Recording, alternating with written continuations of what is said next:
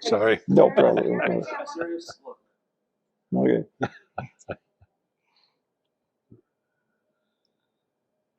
Good afternoon.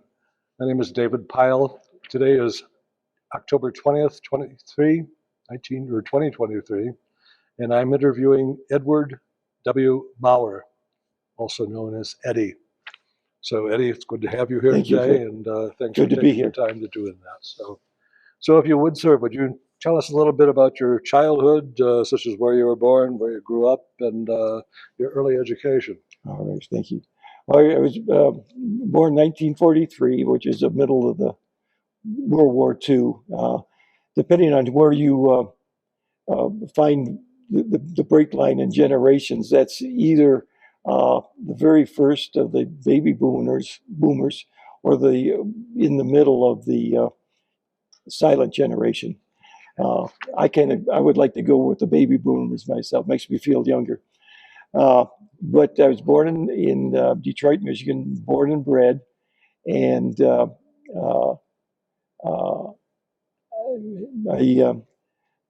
was an only child in the sense I mentioned to David. I did have a brother and a sister. My brother died before I was born, so I didn't know him, and my sister was stillborn. So I grew up as an only child, but I often felt that I will meet those my siblings again.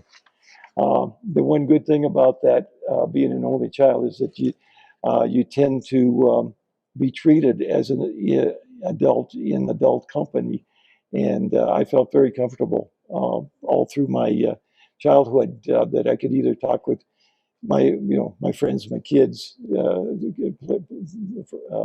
on the block, neighborhood guys and gals, or adults, and they would treat me that. Nobody ever baby talked to me. But I went to University of Detroit, the high school, and then the University of Detroit College. It took architecture, which is a 6-year program.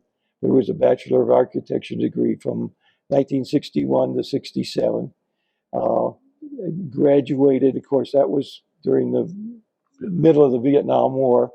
In June of 67, the student deferment obviously vanished, and I felt duty bound to not try to avoid with some other kind of deferment,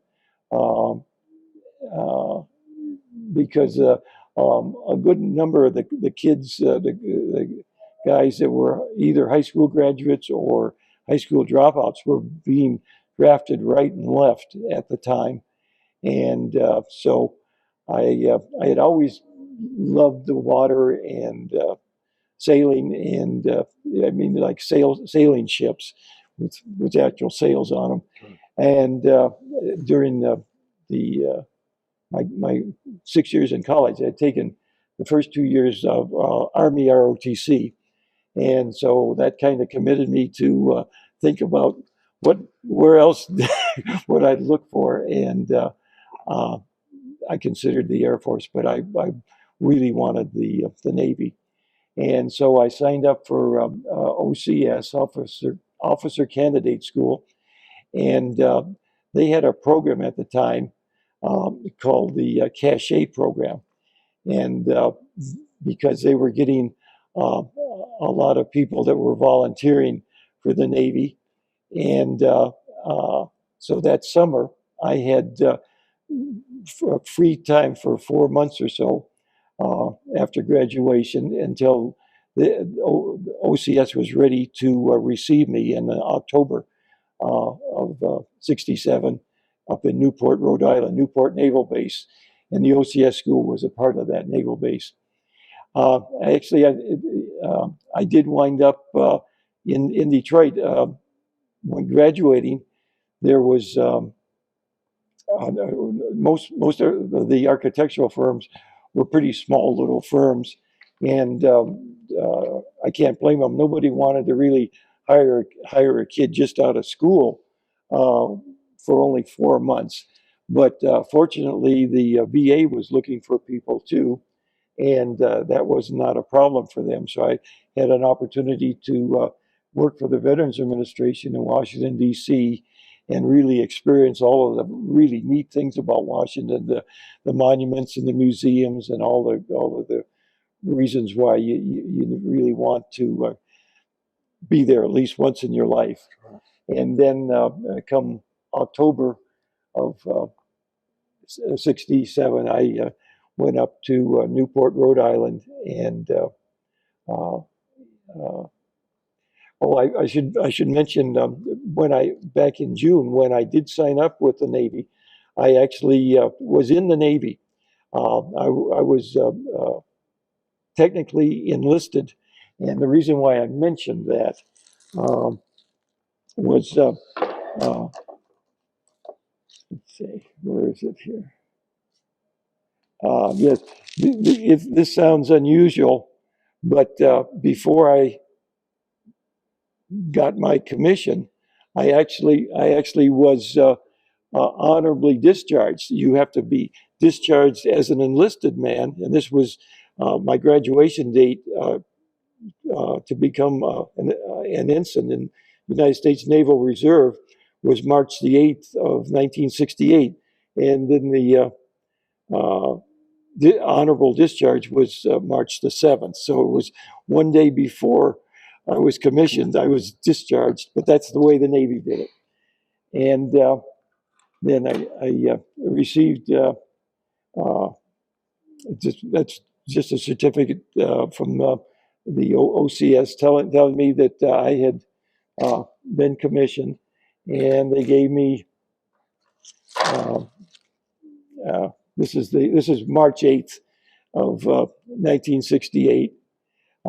So this is official that I was a ensign now in the U.S. Naval Reserve. This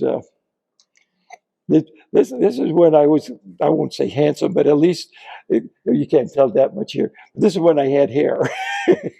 So anyway, that's my official photograph.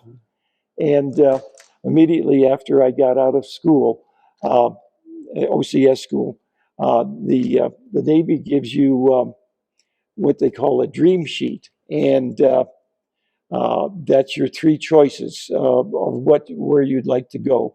The first choice, since I had taken architecture, I had a Bachelor of Architecture degree. I wanted to get some actual construction hands-on experience. So first thing I put down was the Seabees. The second thing was on an aircraft carrier, because I really like aircraft carriers. I think they're very cool.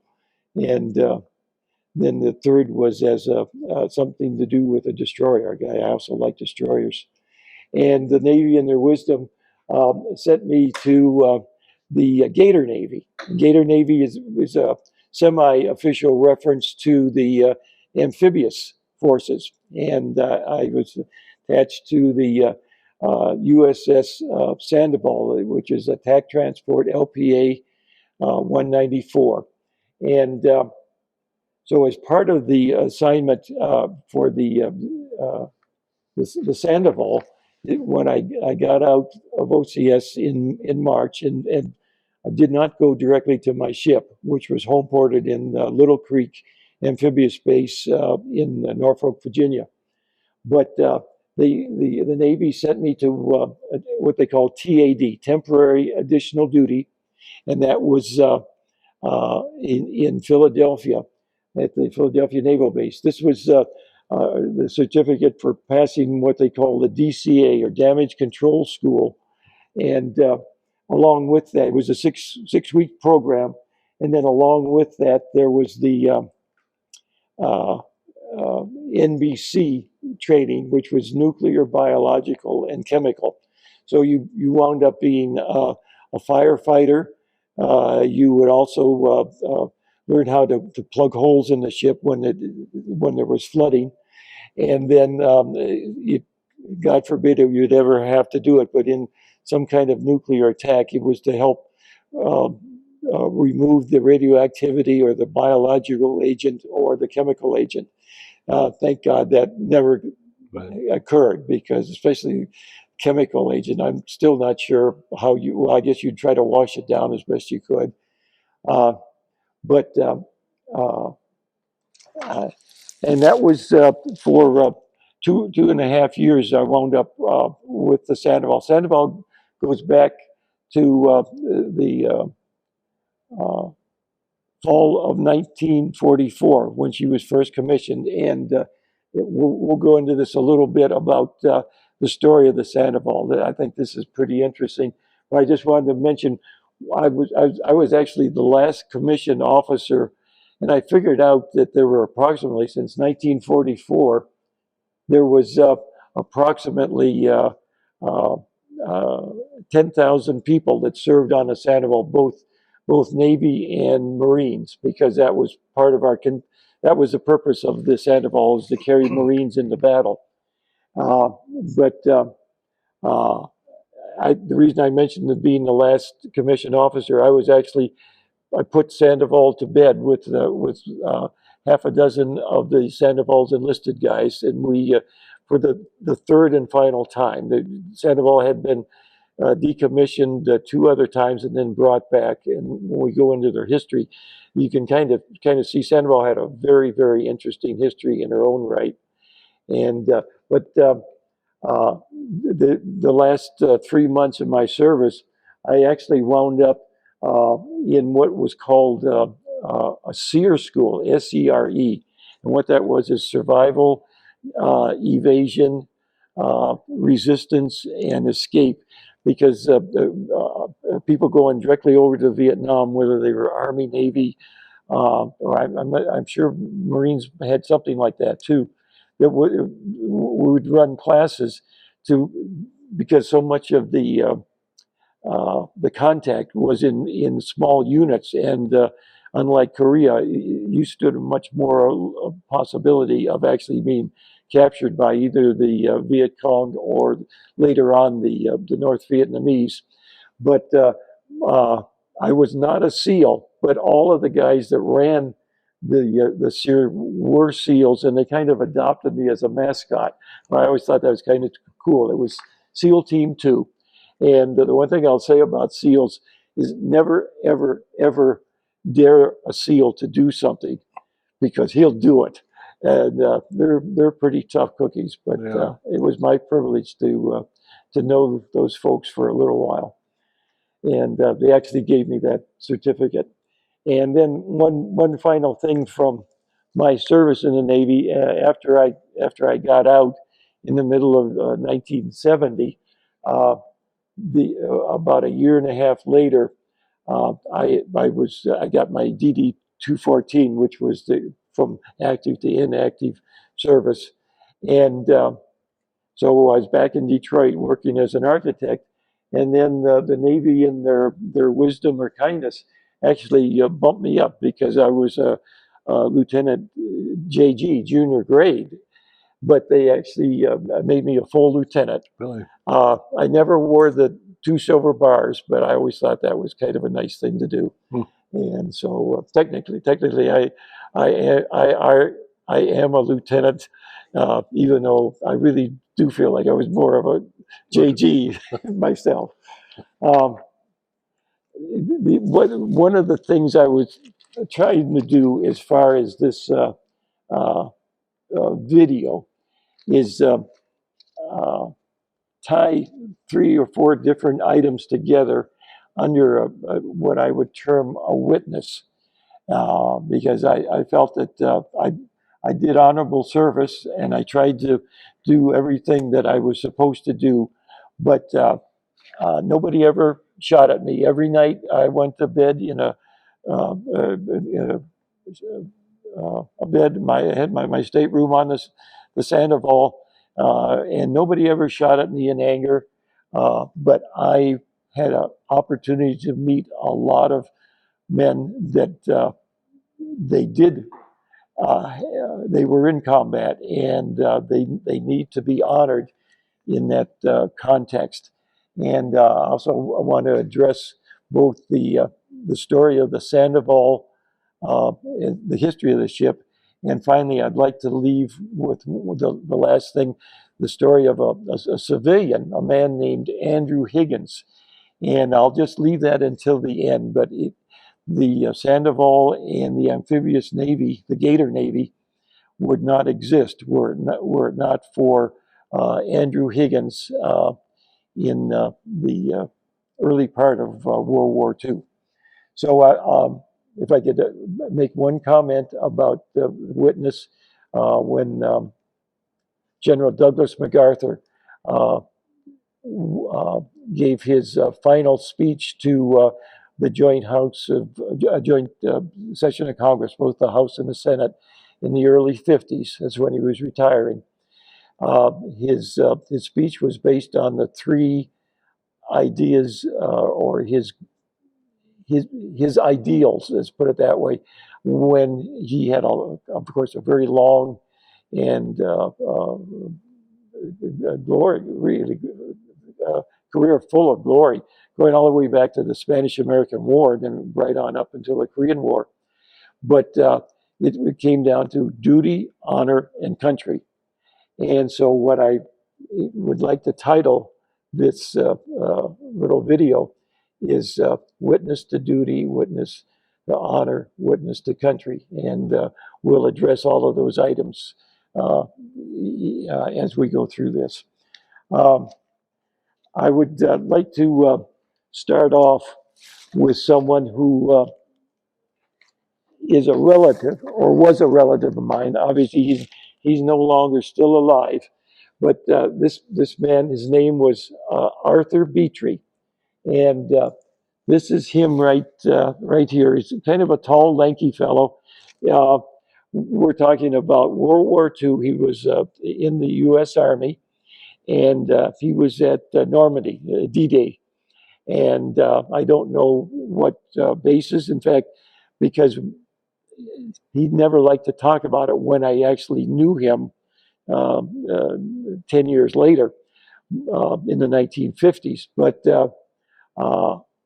he was at the D-Day landing at some point relatively soon into when his landing craft dropped its ramp and he went onto the shore in Normandy. He stepped on a mine, one of Rommel's mines. Rommel was the German general, of course, that really set up a lot of kill zones because the Nazis, so many of the German forces were fighting the Russians, but he really did make a real serious defense.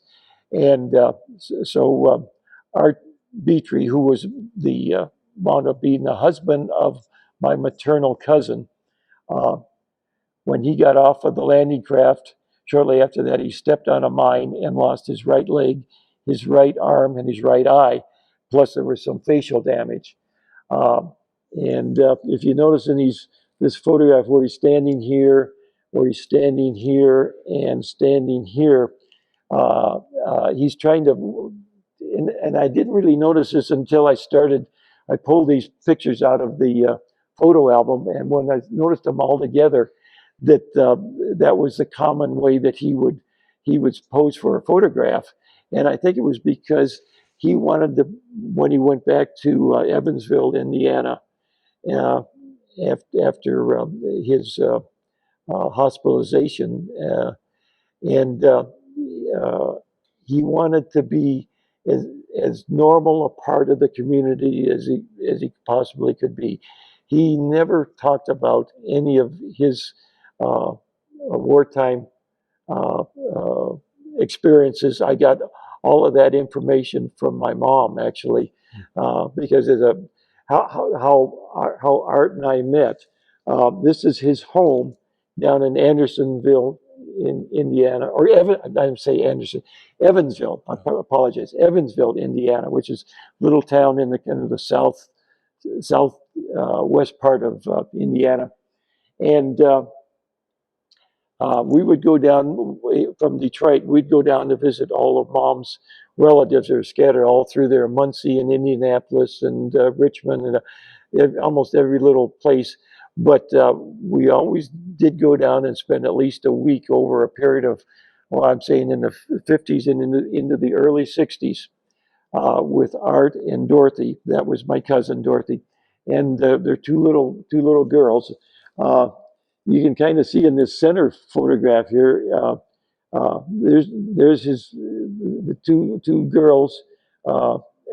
That's me in the center. There's my mom over there, and you can't tell what we're holding, but there's some of the kittens. One of their house cat had a litter of kittens, and we're all holding little fur balls.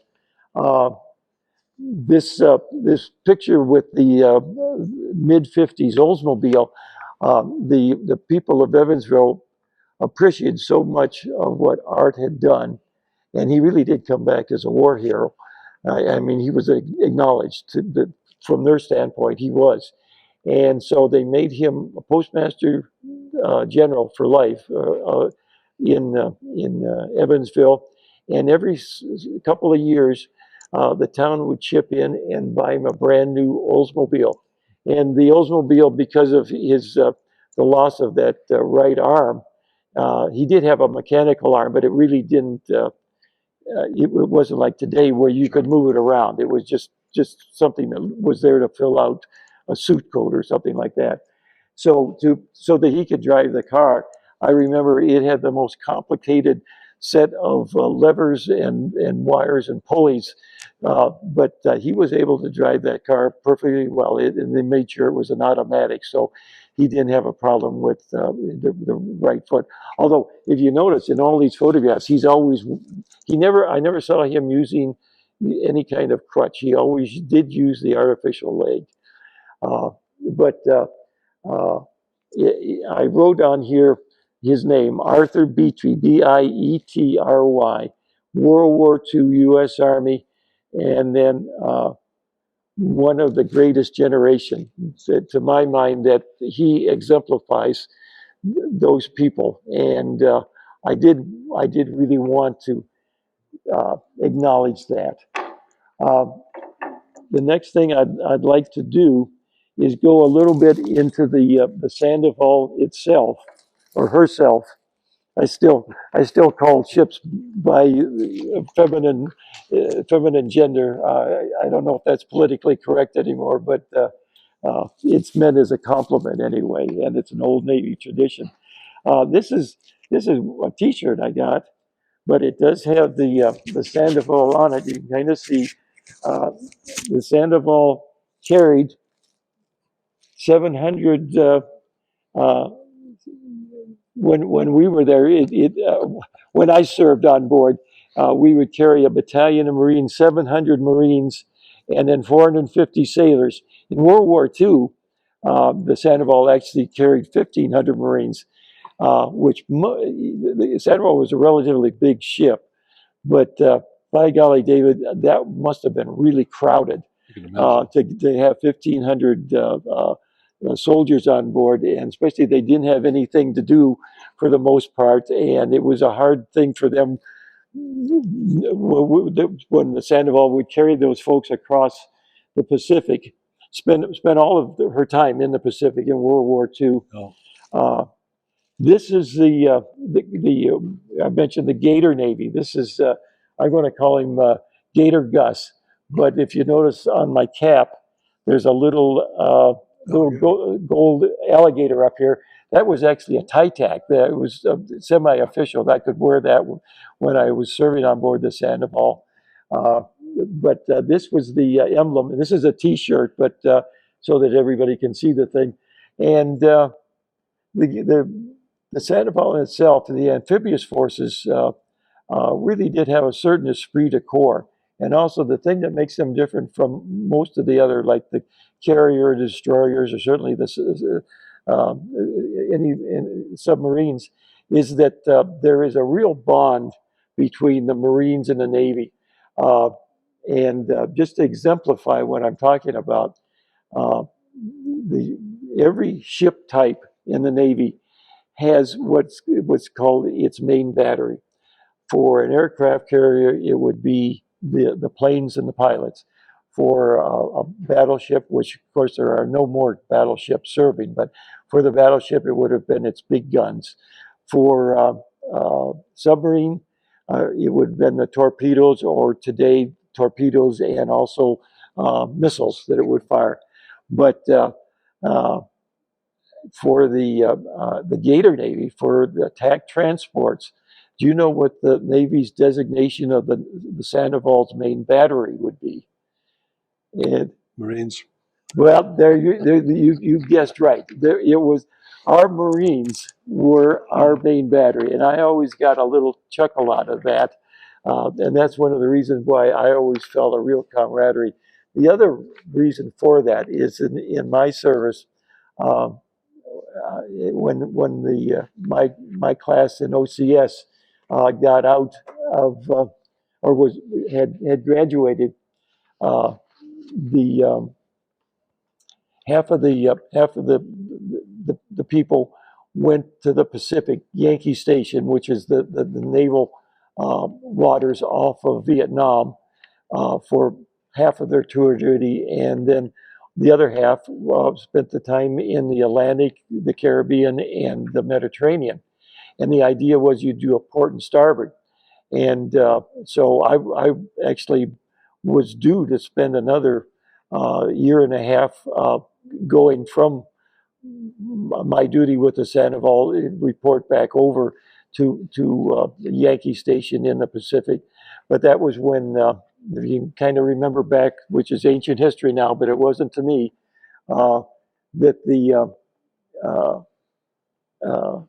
peace negotiations were going on. This was after Lyndon Johnson didn't run for office Right. in '68, and Richard Nixon came in, and he and Henry Kissinger were trying to get peace negotiations in Paris. And so by the time I was due for that, my tour over in Vietnam, they were pulling everybody back, and they no longer needed people. So the point I'm trying to make about that, though, is that all my experiences with the Marines, and specifically when we would go over to the Mediterranean and attach to the Sixth Fleet, that all of these guys came from their first year of duty in Vietnam.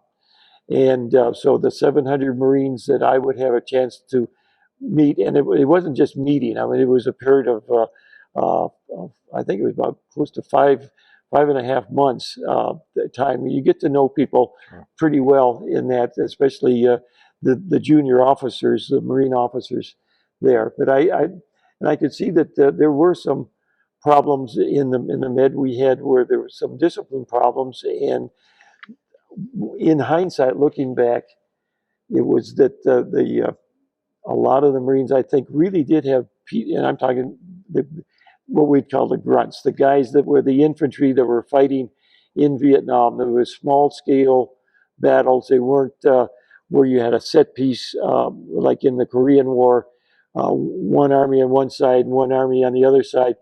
And you never knew when you were in these platoons and these small force units, when you would be in combat, and it would just come up because the Viet Cong would attack, or later on the North Vietnamese. And the point I'm trying to make is that I think a lot of those guys really were suffering from PTSD when they were still serving in their second tour of duty here. And that's why for the last 10 years or so, I've been wearing this little commemorative bracelet down there. It says "Never Forgotten," and I have such a soft spot in my heart for Marines. As far as I'm concerned, I mentioned about being an only child. They are my brothers, and this idea about Marines and Navy guys throwing knives, visual knives at each other, that's BS. That's not the way things work. Certainly not in the Gator Navy. That wasn't the way it worked. But once we got to to know each other, I really found that a lot of the Marines, they have some really interesting senses of humor. And this is a plaque of the Sandoval, by the way. And I was the electrical officer on board the Sandoval. And part of the, I think you'd call them the collateral duties on that, you did a lot of other things besides just that one thing that you were designated. Interestingly enough, I never was a DCA that I was actually trained for at the Philadelphia Naval Yard, the Damage Control School, because we had a wonderful warrant officer who was in the engine division on board the Sandoval, took care of all of the landing craft on there, but he also was the DCA. So I was always the second. I would be his assistant. So it would be the damage control's assistant, and that was a collateral duty. Another collateral duty I had was the movie officer, and this is the story that I was going to tell you about my junior equivalents in the Marines, and this was before we had such dramatic technical improvement where now you can download movies directly to ships. But back in the 1960s, you would either have to have the ships, supply ships, come alongside in the middle of the ocean, or you would have helicopter drops. There wasn't really a place to land on the Sandoval, but on the stern there was at least an area where they could hover just above the deck, 50 or 60 feet, and they would lower down by rope baskets full of the whatever the supplies were. And along with that, there were the movies. And as being a junior officer, one of the collateral duties as the electrical officer, I was the movie officer.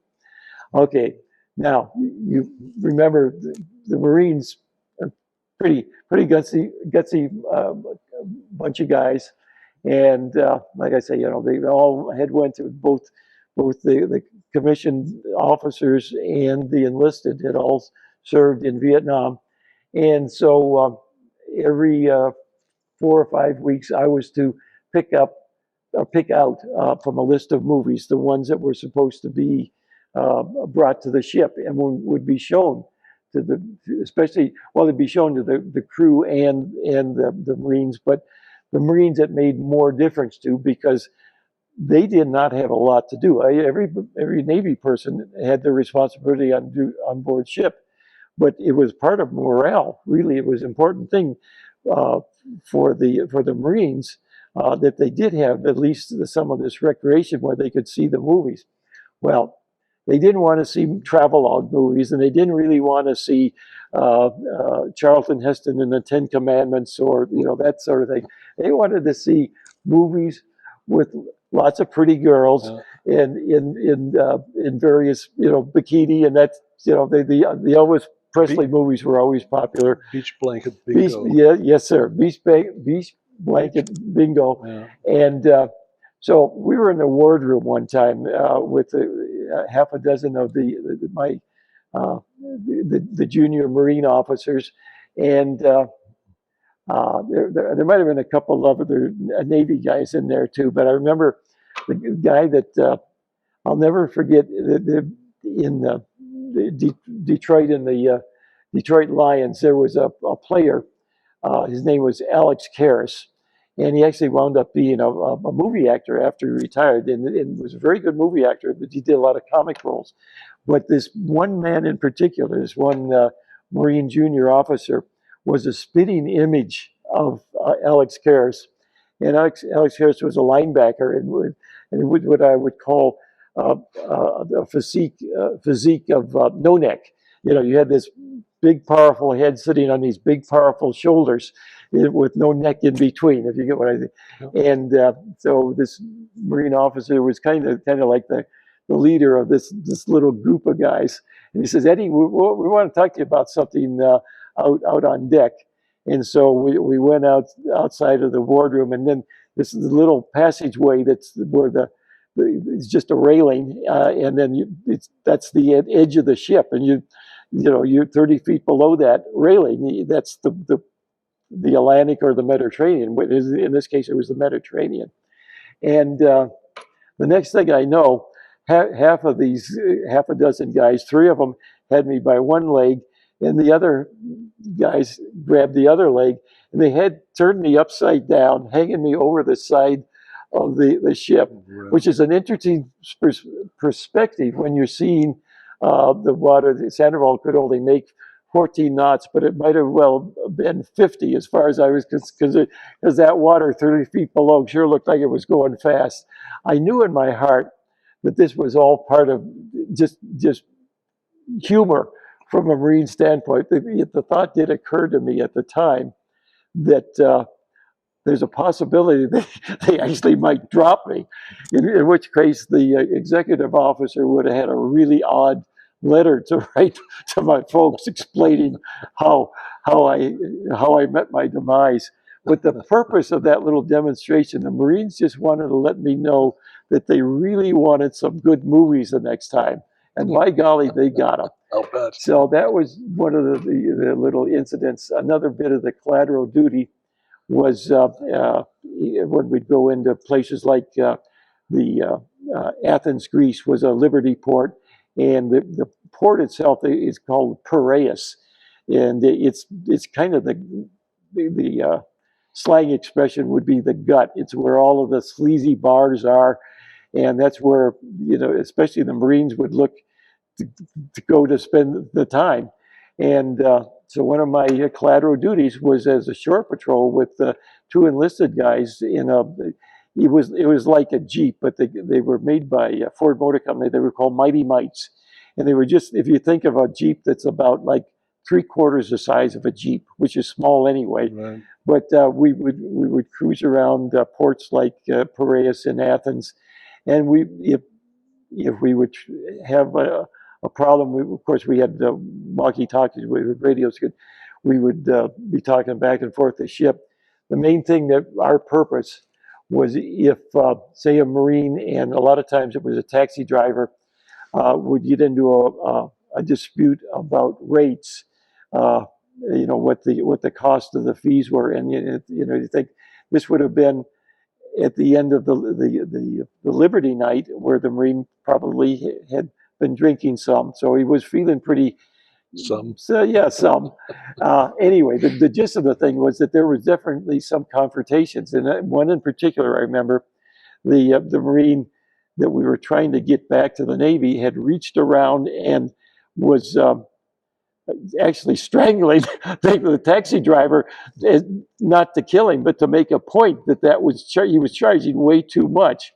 And so we got to the place where the Athens police were, and of course the taxi driver was saying one thing, the Marine was saying something else, and our main purpose was to get the Marine back to the ship, because if he wound up in the custody of the Athens police, the Sandoval would pull out the next day or so from that port, and the chances of meeting up again with that Marine through that 5 or 6 month deployment in the Mediterranean would be almost impossible. So the purpose was to get him back, and I won't say they were lies, but we tried to explain to the Athens police as diplomatically as possible that if there were charges, we'd make sure that he got back and of course, son of a gun, the ship would pull out, so we never could quite make that promise come true, but we always made sure that the guys were back. That was another collateral duty.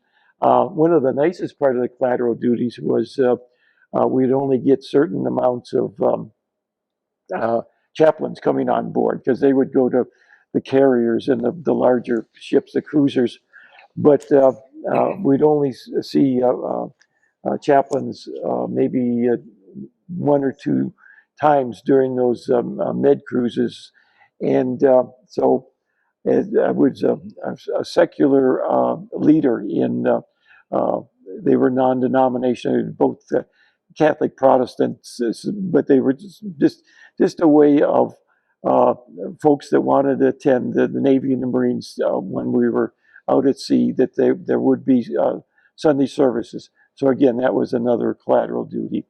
I did spend a lot of time down in the engine room. That was where I stood duty. And although I was at least allowed, I think probably about a half a dozen times when we were underway to actually uh, uh, be the OOD under instruction. OOD is officer of the deck. If you're in port, that's just the guy that's in charge. But when you're underway, he's the one actually directing the helmsman, you know, to what speed and what direction to go to. There was always a full lieutenant that was there just in case your ensigns and your JDs did something foolish.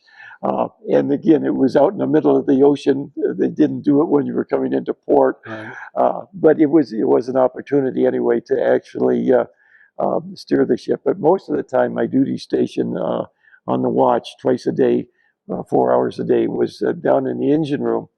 And I know I'm going to heaven because I spent my time in hell.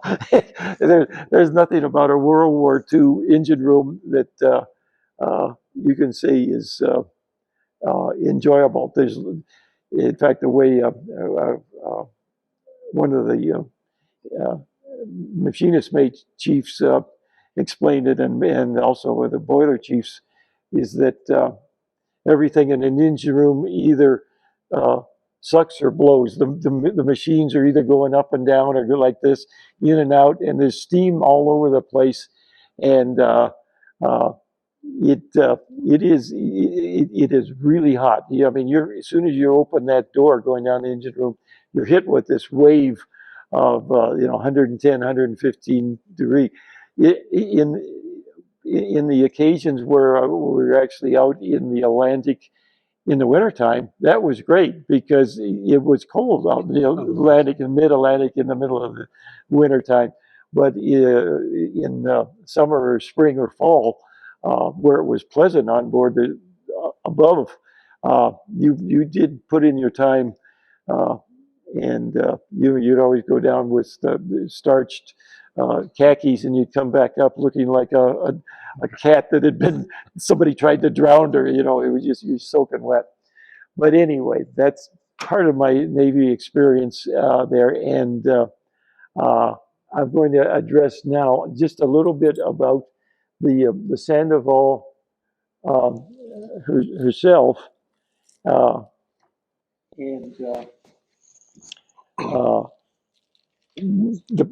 As I mentioned, the two main purposes of the two main reasons why the Sandoval existed. Let's put it this way. One of them was these landing craft. They were LCVP, which was landing craft, vehicle, and personnel. And they could carry a small Jeep or a small truck, so maybe like an ambulance. No. But they were primarily for the Marines. Come over this way a little bit. Okay. And the reason I'm mentioning this diagram was there was a man that created these things. His name was Andrew Higgins. And we'll be ending up the story with this video, with the story of Andrew Higgins. But I just wanted to talk a little bit about the story of the Sandoval herself. The Sandoval, by the way, there's lots of interesting things on the internet. One of them is if you go to Wikipedia, which is a well-known site, you can type in USS Sandoval APA 194. You could also type in LPA because for some reason known only to the Navy, sometime between 1940 and 1968, they actually changed the designation. Same ship, but and it meant the same thing, attack, transport, amphibious. That's what that stood for. But you'll see in the early times, early references to Sandoval said APA 190. For the latter part, it said LPA, and that's what I always refer to. But it's an interesting story about the Sandoval. She was created in the Kaiser shipyards in the Pacific. I think it was up in the Northwest. I want to say Seattle, but it was up in the Northwest Pacific. And the Sandoval was commissioned and went to directly to the Pacific in the fall of 1944. Of course, that was when the Americans really did have the Japanese on the run. And the Sandoval did exactly what she was supposed to do, which the aircraft carriers and the destroyers and the submarines would get into a battle with the Japanese fleet. They would beat back the Japanese fleet, and that would allow the next island in the chain of islands headed towards Japan to be invaded. And that's where the Sandoval came in. We were the ships that brought the Marines to actually occupy those islands. And it had two main purposes. One, it was to reduce the area of control of the Japanese Army and Navy all throughout the Pacific. But the second part of that was that air bases would be built on these islands. And so that would mean that it was that much closer and with more effect for bombing the industrial factories of the home islands of Japan. And again, this was to reduce their industrial capacity, because if you could limit the number of planes and tanks and trucks and all the other machinery of war, it was a lot better to do it at the factory rather than to have hand-to-hand combat where your tanks are fighting their tanks. And so anyway, this is a very interesting story. There's a couple others in here. If you did use Google or DuckDuckGo or another one, startpage.com, those are all search engines. This one is called Naval Cover Museum. And again, it lists the story of the Sandoval. Here's a third one. This is, let's see. Well, this is called NavSource Online, which I think is kind of a semi-official Navy website, but it does have the same thing on here. This is all the Sandoval's battle ribbons. The interesting thing from I think the Sandoval story is, if you remember the motion picture about 10, 15 years ago about Forrest Gump. And Forrest Gump, the character, he was present. It took place in the 50s and the 1960s. I think that's when the motion picture was set. But he was there at all of the memorable occasions, like when I think there was one when President Kennedy was inaugurated, and all the story. He always showed up in the photographs in the back of the thing, and it was kind of interesting. Play, a movie, if you had a chance to see that. To my mind, the Sandoval was the naval equivalent of that. And I don't mean that as being facetious, and I certainly don't mean it as being sarcastic. Literally, the Sandoval, her first encounter, first engagement was at Iwo Jima. And of course, that was the famous battle just before the home islands. And that's where, if you go to Washington, D.C., you know that just it's the premier monument of World War II, where the 5 or 6 Marines are putting up the American flag on Mount Suribachi in Iwo Jima. And the Sandoval was there at that time, and there are Marines. I'm not sure. I probably doubt that Sandoval's Marines were one of those 5 or 6. That would be probably very unlikely. But they could just as easily have been. But One of the interesting stories about that is it's sort of a sidelight. The Navy had completely surrounded this little island of Iwo Jima for the invasion, and it is an extraordinarily small island, essentially flat, with a lot of rocky terrain, and it's a volcanic island. But at one end, there is the volcano, Mount Suribachi, and it can be seen from all over the island, and it can be seen from virtually all around the coastline if you're on board one of the ships that is part of the invasion fleet. So when those Marines did get to the point after several days of really intense battle, and the battle was not over, they had not totally beaten the Japanese defending forces, but they had done a pretty good job of pushing them backwards and farther backwards. And so when those Marines were able to put the flag up on Mount Suribachi, everybody, Americans and Japanese fighting each other, saw that. All of the ships all around the encircling the island saw that. And one of the things, and I got this from actually a Navy chief that had been there, that I had met in my time on service.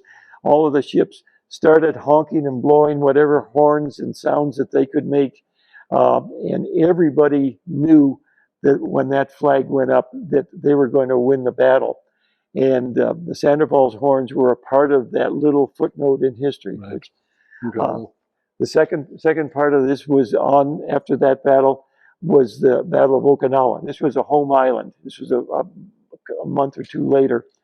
And the Sandoval was doing the same thing, unloading Seabees actually at that time in Okinawa and supplies. And the Sandoval was anchored at all of the ships that were unloading. They would have destroyers and cruisers that were basically doing picket duty to prevent either Japanese naval ships or more likely Japanese kamikaze aircraft from attacking the landing forces. But the Sandoval was anchored, and now I'm talking about in Okinawa. There was actually a Japanese kamikaze. The plane was not a Zero. It was actually made by Kawasaki, the guys that make the motorcycles right now. Right. But it was just as effective. It was an Army plane. It was not a Navy, because there was both a Japanese Army Air Force and a Japanese Naval Air Force. But what the point was, in a way, this is fortunate. In a way, it was tragic. When the kamikaze came in from the port side and crashed right into the port side of the bridge, seriously wounded the captain of the Sandoval, killed the executive officer. There were about a dozen enlisted and junior grade officers that were killed. There were a whole bunch more that were wounded. Some told there was somewhere around 24, 25 guys that survived. Another 12 that were killed instantly, and 3 or 4 that had been wounded that died there. After they were brought back to some hospital ship. But the Sandoval put out the fire, which obviously there would be a big fire because you had the gasoline, and most of the time the Japanese would actually put explosives right in the nose of the airplane. So you didn't just have the motor flying into the ship, but all of the explosives that they would put around the engine. It literally was a flying bomb. And but that fire was extinguished. They continued offloading the Seabees and the supplies. The next highest ranking officer sailed the Sandoval back, battle damaged, but could still sail, because fortunately the kamikaze pilot had come in at the at the bridge. Had he been 30 feet lower, he would have hit at the water line, and that's where the engine room was. The Sandoval only had a really thin hull, maybe about I'm going to say 3/8 of an inch. It was not a lot, and I actually know that because when we had an overhaul of the Sandoval, when I was serving with her, she was out of the water, and we were putting equipment from the engine room, taking out some old stuff and putting in some new stuff, and you had to actually cut a hole in the side of the ship so you could move that equipment. And I actually took a look, and I was really surprised. I thought the hull would have been much thicker than that, but that kamikaze could have went right through very easily, and Sandoval would have been a war relic today in Okinawa. But the guy that was referred to as the first lieutenant, he was the officer that was in charge of the deck department, which also meant the ship's boats. And he was just a full lieutenant, but because the commander and the captain had been killed, that he was the one that sailed back to Pearl Harbor and to the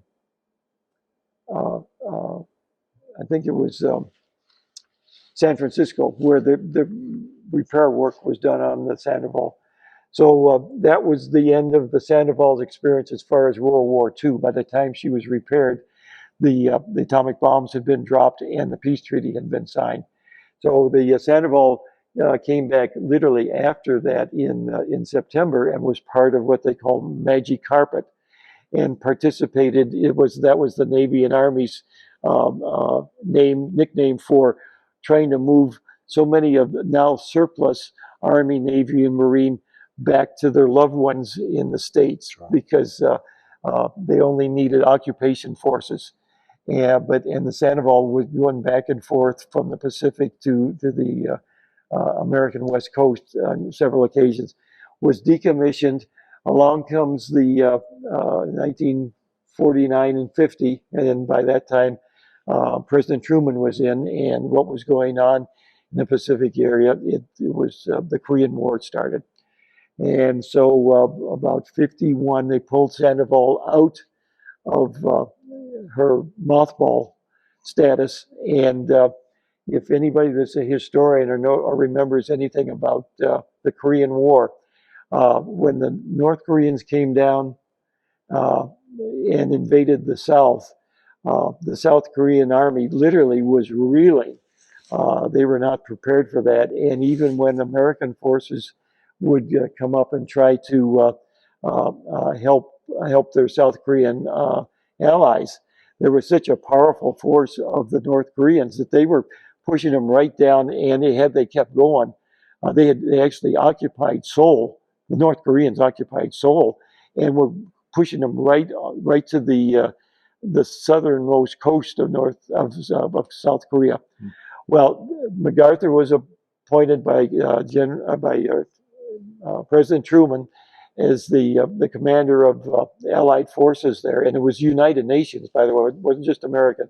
So there were English and French and Australian and Greek and Turkish, and I mean, all kinds of different people there, but it was primarily an American force. But they came around. MacArthur was smart enough to see that if he could come and do an invasion behind the North Koreans that were moving south, that he would basically be able to put the pincers with the Marines and the Army people south of the North Koreans, and then his own invasion force north of them. And that was called the Incheon Landing, and it turned out to be a brilliant move. Well, sure enough, just like Forrest Gump, here's the Sandoval showing up, and it's part of MacArthur's invasion fleet. So again, you have, going back to the Douglas MacArthur, remember the way he expressed his service, duty, honor, and country. Here's the Sandoval, part of this whole concept of the honor, participating in the nation's battles, in preserving liberty not just for the United States, but really, especially from World War II into the post-war period, really bringing a lot of liberty and democracy to the whole world, at least to the free world. So again, after the Korean War, Sandoval was decommissioned one more time. Come the late 50s and the early 60s, what shows up by that time, John F. Kennedy is president, and come around, well, the two things that have significance as far as this video, if you remember, one of John Kennedy's promises to the American nations was he was going to land a man on the moon, but within 10 years. Mm-hmm. So that would be before 1970. And he said that in 1962. The other thing that happened in 1962 in October was the Cuban Missile Crisis. That was a pretty serious situation where the Soviets were bringing nuclear missiles into Cuba that would be 90 miles off of the coast of Florida. And from from Kennedy's and the Joint Chiefs of Staff in the Pentagon, this was something that could not be permitted. And that's what generated the Cuban Missile Crisis, where there was a blockade. Sure enough, the Sandoval and her battalion of Marines were part of that force. Thank the Lord, there never had to be an occasion in that instance where the Marines went ashore, because it would have been another bloody invasion battle. But there Sandoval was, and one incident or one little story about that, and again, this is a true story, this is not patriot mythology, but it has to do with the Cuban Missile Crisis. Everybody that lived through that time knows how dangerous that was. There was a period of a week or so where the Soviets would not back down. And that was the time when Khrushchev was the premier of the Soviet Union. John Kennedy would not back down. And so you really, the Soviets were bringing more and more ships with more and more nuclear-tipped missiles into Cuba. And of course, this was the time with Fidel Castro. And Castro actually, I think Castro actually asked them to bring him in, because Castro was really much more aggressive by that time. He was very anti-American, but he got the Soviets to do that, to bring these in. And the blockade was to prevent any more ships from coming in, like Soviet ships, to turn them back. But there got a point where these letters were going back and forth from the American Kennedy administration to the Premier Khrushchev and the Soviet High Command. Each one, the level of anger was rising. And at the time, if you remember, there was a member of John Kennedy's cabinet. It was his brother, Bob Kennedy. And so all of the American generals they were very, very aggressive when a letter that very much would have been considered like a final ultimatum by the Soviets that was sent under Khrushchev's signature, but it was really written by the Soviet admirals and generals. And it basically said, Americans, take down your blockade or there will be a war. Mm-hmm. Bobby Kennedy said to his brother John, when all of the American admirals and generals would say, we can't let this stand, Mr. President. We have to send a letter back to them that is even tougher. Bobby Kennedy took his brother aside, took President Kennedy aside, and he says, look, John, why don't we pretend we never got that letter from Nikita Khrushchev? Let's send a letter that's very conciliatory back to him and suggesting a compromise, because neither one of us want to create a situation where hundreds of millions of Americans and Russians are killed, and God only knows how many other uh, collateral damage, places like, Paris and London would be a part of this conflagration. And let's tell them we had missiles in Turkey that were pointed at the Soviet Union. Let's propose a deal with Nikita Khrushchev. We will remove our missiles from uh, Cuba, from Turkey, and the Soviets will remove their missiles from Cuba. Well, as it turned out, that's exactly what Nikita Khrushchev wanted to hear, because he was not a warmonger any more than John Kennedy was. Again, he was being pushed into these elevated positions, and as a result, there was the Cuban Missile Crisis dissolved as fast as it had come up. The point I'd like to make, and this was only made knowledgeable to the general public at many, many years later in the late 1980s and in the early 1990s, when the Soviet Union collapsed, and a lot of the papers, the secret papers of the Soviet High Command were released to the world. It turns out that the Soviet admirals had done something really, really foolish.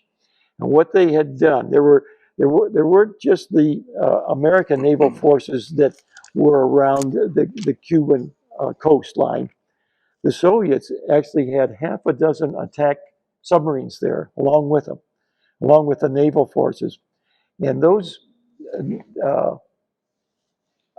Soviet submarines had torpedoes, but they're a special kind of torpedoes. They had nuclear tipped torpedoes. So if they fired a torpedo at, say, an American aircraft carrier, not only would the carrier sink, but there would be an atomic explosion. Essentially, that would have been the first explosion of World War III. And that was not the bad part. That was not the foolish part. The Soviet High Command gave to, I think there were 6 Soviet submarines, but they gave to each of the individual submarine captains permission that if they thought their ship, their submarine, was being attacked by an American naval ship, that the Soviet captain did not have to radio back to Moscow to get permission. He had authority given to him. And remember, there were 6 captains, so there were 6 different possibilities. 6 naval captains, under their own authority, had the possibility of creating World War III. Why the Soviets did that, I'll never know. But going back to Bob Kennedy, there should be some kind of Nobel Prize given to that man, because we thought we came close to a World War III. We didn't realize until many decades later how much more so we came close to that, because it could have been any one of those 6 captains that might have been mentally disturbed or who knows what. But he literally had his finger on that button. And so God bless Robert Kennedy. But the Sandoval, again, was the naval equivalent, of Forrest Gump. So anyway, come the time when I show up at the Sandoval in May of '68 after my damage control additional duty. And the only other thing that was really interesting, and I mentioned about John Kennedy making the promise to America that the man would land on the moon, American would land on the moon in the decade of the 1960s. In December of 1968, NASA had scheduled Apollo 8. And Apollo 8 was not the moon landing, that was Apollo 11, but it was the Apollo mission that was to go all the way to the moon and then come back and proved that it could be done. The previous Apollo flights had just went up into the atmosphere of the Earth, but because we were running behind schedule, NASA figured we better make sure that we can get our astronauts to the moon, or we're going to run out of time. We're not going to be able to make that promise of John Kennedy's. And by then, of course, Kennedy being killed, NASA felt a real commitment to fulfill his promise to America. So the Sandoval wound up being one of the secondary backup ships that, in case the first stage of the rocket, the NASA rocket of Apollo 8, was the one that took it off of the Cape Canaveral landing site. But the second and the third was to put it high enough to get it into orbit with the second stage, and then the third stage would put it into a circular Earth orbit. And the Sandoval, in case either the second or the third, I think really our position in the mid-Atlantic around the Canary Islands would be, in case that second stage did not function right, the capsule would come back down again. It would not head to the moon, but the Navy wanted to have ships pre-positioned where you wouldn't have 3 astronauts just bobbing like a cork for 24 hours until the ship could get to them. And so we went all the way out just before Christmas, and we actually got we'd call them a frogman or a SEAL team now, that had been trained as to how to put up, it was like a big rubber donut around the capsule that's floating in the water, and so that when the astronauts opened the hatch, the capsule would stay afloat and they would get the astronauts off. Well, fortunately, that didn't happen. This was another case, kind of like a Forrest Gump, where we went 4,000 miles, were on duty for 10 minutes, and came back. And the joke was, we did nothing, but we did it well. We were only required to be there as long as that 10-minute window was where, and once they saw that the second and third stage had fired, then we could come home. But it was Forrest Gump, being there when they were needed and part of the American experience. And so the final part of that was that by 1970, especially with the Vietnam War winding down from the American standpoint anyway, the Sandoval was decommissioned for the last time. And that's when I was the last commissioned officer, and I just kind of doing arithmetic in my head. I figured that there had to have been somewhere around 10,000 Navy and Marines going back from the fall of 1944 through the Korean War, the Cuban Missile Crisis, all of the things where the Sandoval went, and the Marines that were on board, right on up to when she was finally decommissioned. And so I was the last commissioned officer, either Marine or Navy. And my 6 guys that were the guys that were taking apart and preserving all of these parts of the ship that just in case she would be recommissioned again, but she wasn't. She never went back into service again, but we didn't know that when we were decommissioning.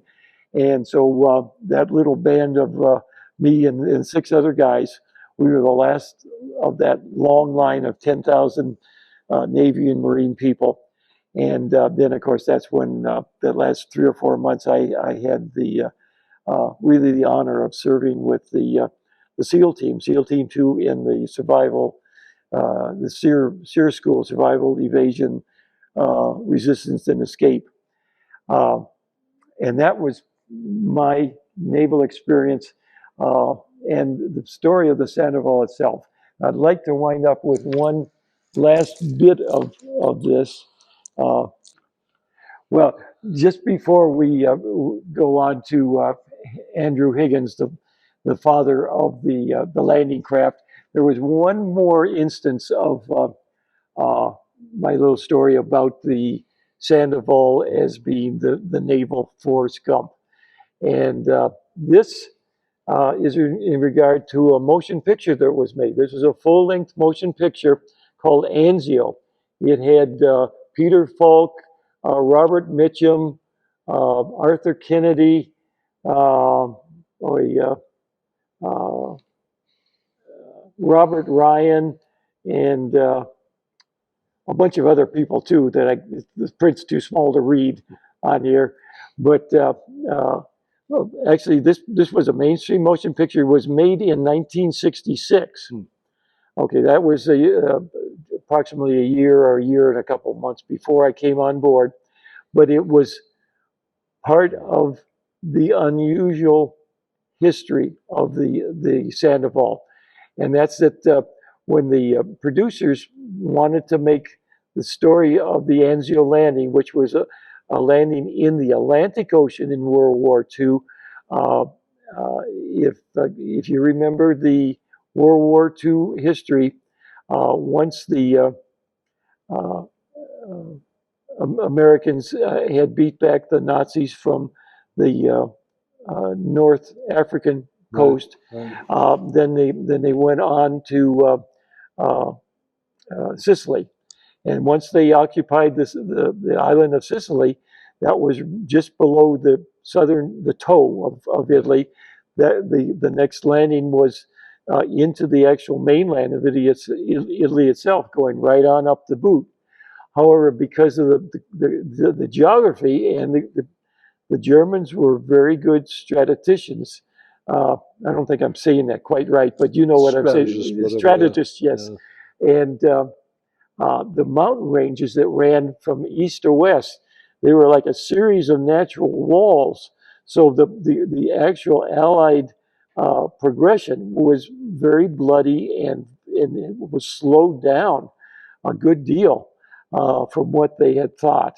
I think it was sometime in 43 when the original landing in the southern part of Italy occurred. And what they wanted to do, the purpose was, they knew when the D-Day landing was going to be. That was scheduled for sometime in June of 44. Mm-hmm. They wanted to have the liberation of Rome from a psychological standpoint, psychological warfare. Sure. They wanted to liberate Rome before the Allied landing in northern France, as part of a demoralization of the Nazi army, saying, "Well, we are coming for you now, watch out," And so because of those mountain ranges, the Allied command said, we're going to have a second landing just about 40 miles south of Rome, which was at the little town of Anzio. And it was to put Marines and Army people behind the German forces and basically drive them back north into and beyond Rome, and to allow the liberation of Rome before the really big show, sure. Which was obviously, as it turned out, June the 6th. And ironically, Rome actually was liberated on June the 4th of 1944. That's one reason why hardly anybody knows about the liberation of Rome anymore, because what happens in June, everybody talks about June the 6th, the Normandy landing, and that's forgotten. But at the time, it was a big deal to liberate Rome. This is one of the first of the three Axis, Italy, Germany, and Japan, right, that their capital was occupied. And in fact, this was the Italians actually had thrown in the towel, and Mussolini had been overthrown by this time, and the Italian army actually came over and was now fighting on the Allied side. This was a really complicated set of things because people were changing sides back and forth. I mean, it was, but the point was that the people that were making this movie in 1966 wanted to have some actual graphic footage of what that Anzio landing looked like. And one of the ships that was available was, they wanted to have an attack transport. At the very beginning of the movie Anzio, in the first 10 or 15 minutes, Robert Mitchum plays a combat reporter. He's not actually in the army, but he's he's there attached to the invasion force. And it's kind of his way of looking at the war. And actually, the movie, if you happen to see it, the movie is really an anti-war movie in the sense that there's no glory in it. It's about the hard guts and the pain and the sorrow to do something that it would be a lot better if the war wasn't fought, but you've got to do it. So in that sense, that's what I mean by being an anti-war. It wasn't glorifying war by any means. But after that first 10 or 15 minutes kind of introducing the background and Robert Mitchum's role, they go to just the time when the landing is scheduled to occur. And that's when the Marines and the Army start loading up on a ship. And they had to have a real ship to show that. They showed, of course, these were actors, but they were dressed as the soldiers and Marines. And that's where the Sandoval came in. The Sandoval was the Army, or the Navy must have thought it was a great way of kind of showing the flag a little bit. And so the Sandoval was always a ship that was well maintained. She looked just as good in 1966 as far as her appearance on a camera, say, as she did in 1944-45. And so even though the irony was the Sandoval never spent any time in World War II in the Atlantic whatsoever or in the Mediterranean, all of her time was in the Pacific, she now became the very embodiment of the Italian Mediterranean landing. Right. And there were scenes on board the ship. There were scenes in the wardroom, on the deck, with the rat lines over the side where the actors dressed as the soldiers would have to go vertically over the edge of the ship down to the landing craft 30 feet below and get in the landing craft. And then those same landing craft would go into the beach and the ramps would drop. And that was the first, by that time it had been the first 35 minutes or so of the movie. And then it was a land war after that. And that's where you saw a lot of Robert Mitchum and Peter Falk, because Peter Falk was your G.I. Joe, and he was Robert Mitchum. Him became kind of pals because they experienced a lot of that battle in consequence with each other. But there was that period where the Sandoval was really a major actor in the thing, and she looked good. And one thing about the landing craft, when they went into the shore, this was done by the Navy going back to World War II, because you remember the chaos of landings. I mean, it was just helter-skelter. And, there's an old story that the first casualty of any military maneuver is to scrap the plans, because stuff happens that changes it. And so to keep everybody kind of knowing where they're going, all of the landing craft from all of the different ships in an invasion, they had letters on the front identifying what ship the landing craft came from.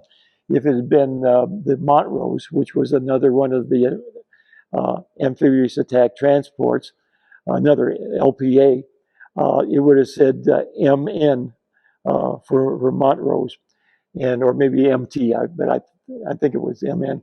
But on the Sandoval, there was a big old SA. I mean, great big letters. You couldn't miss it.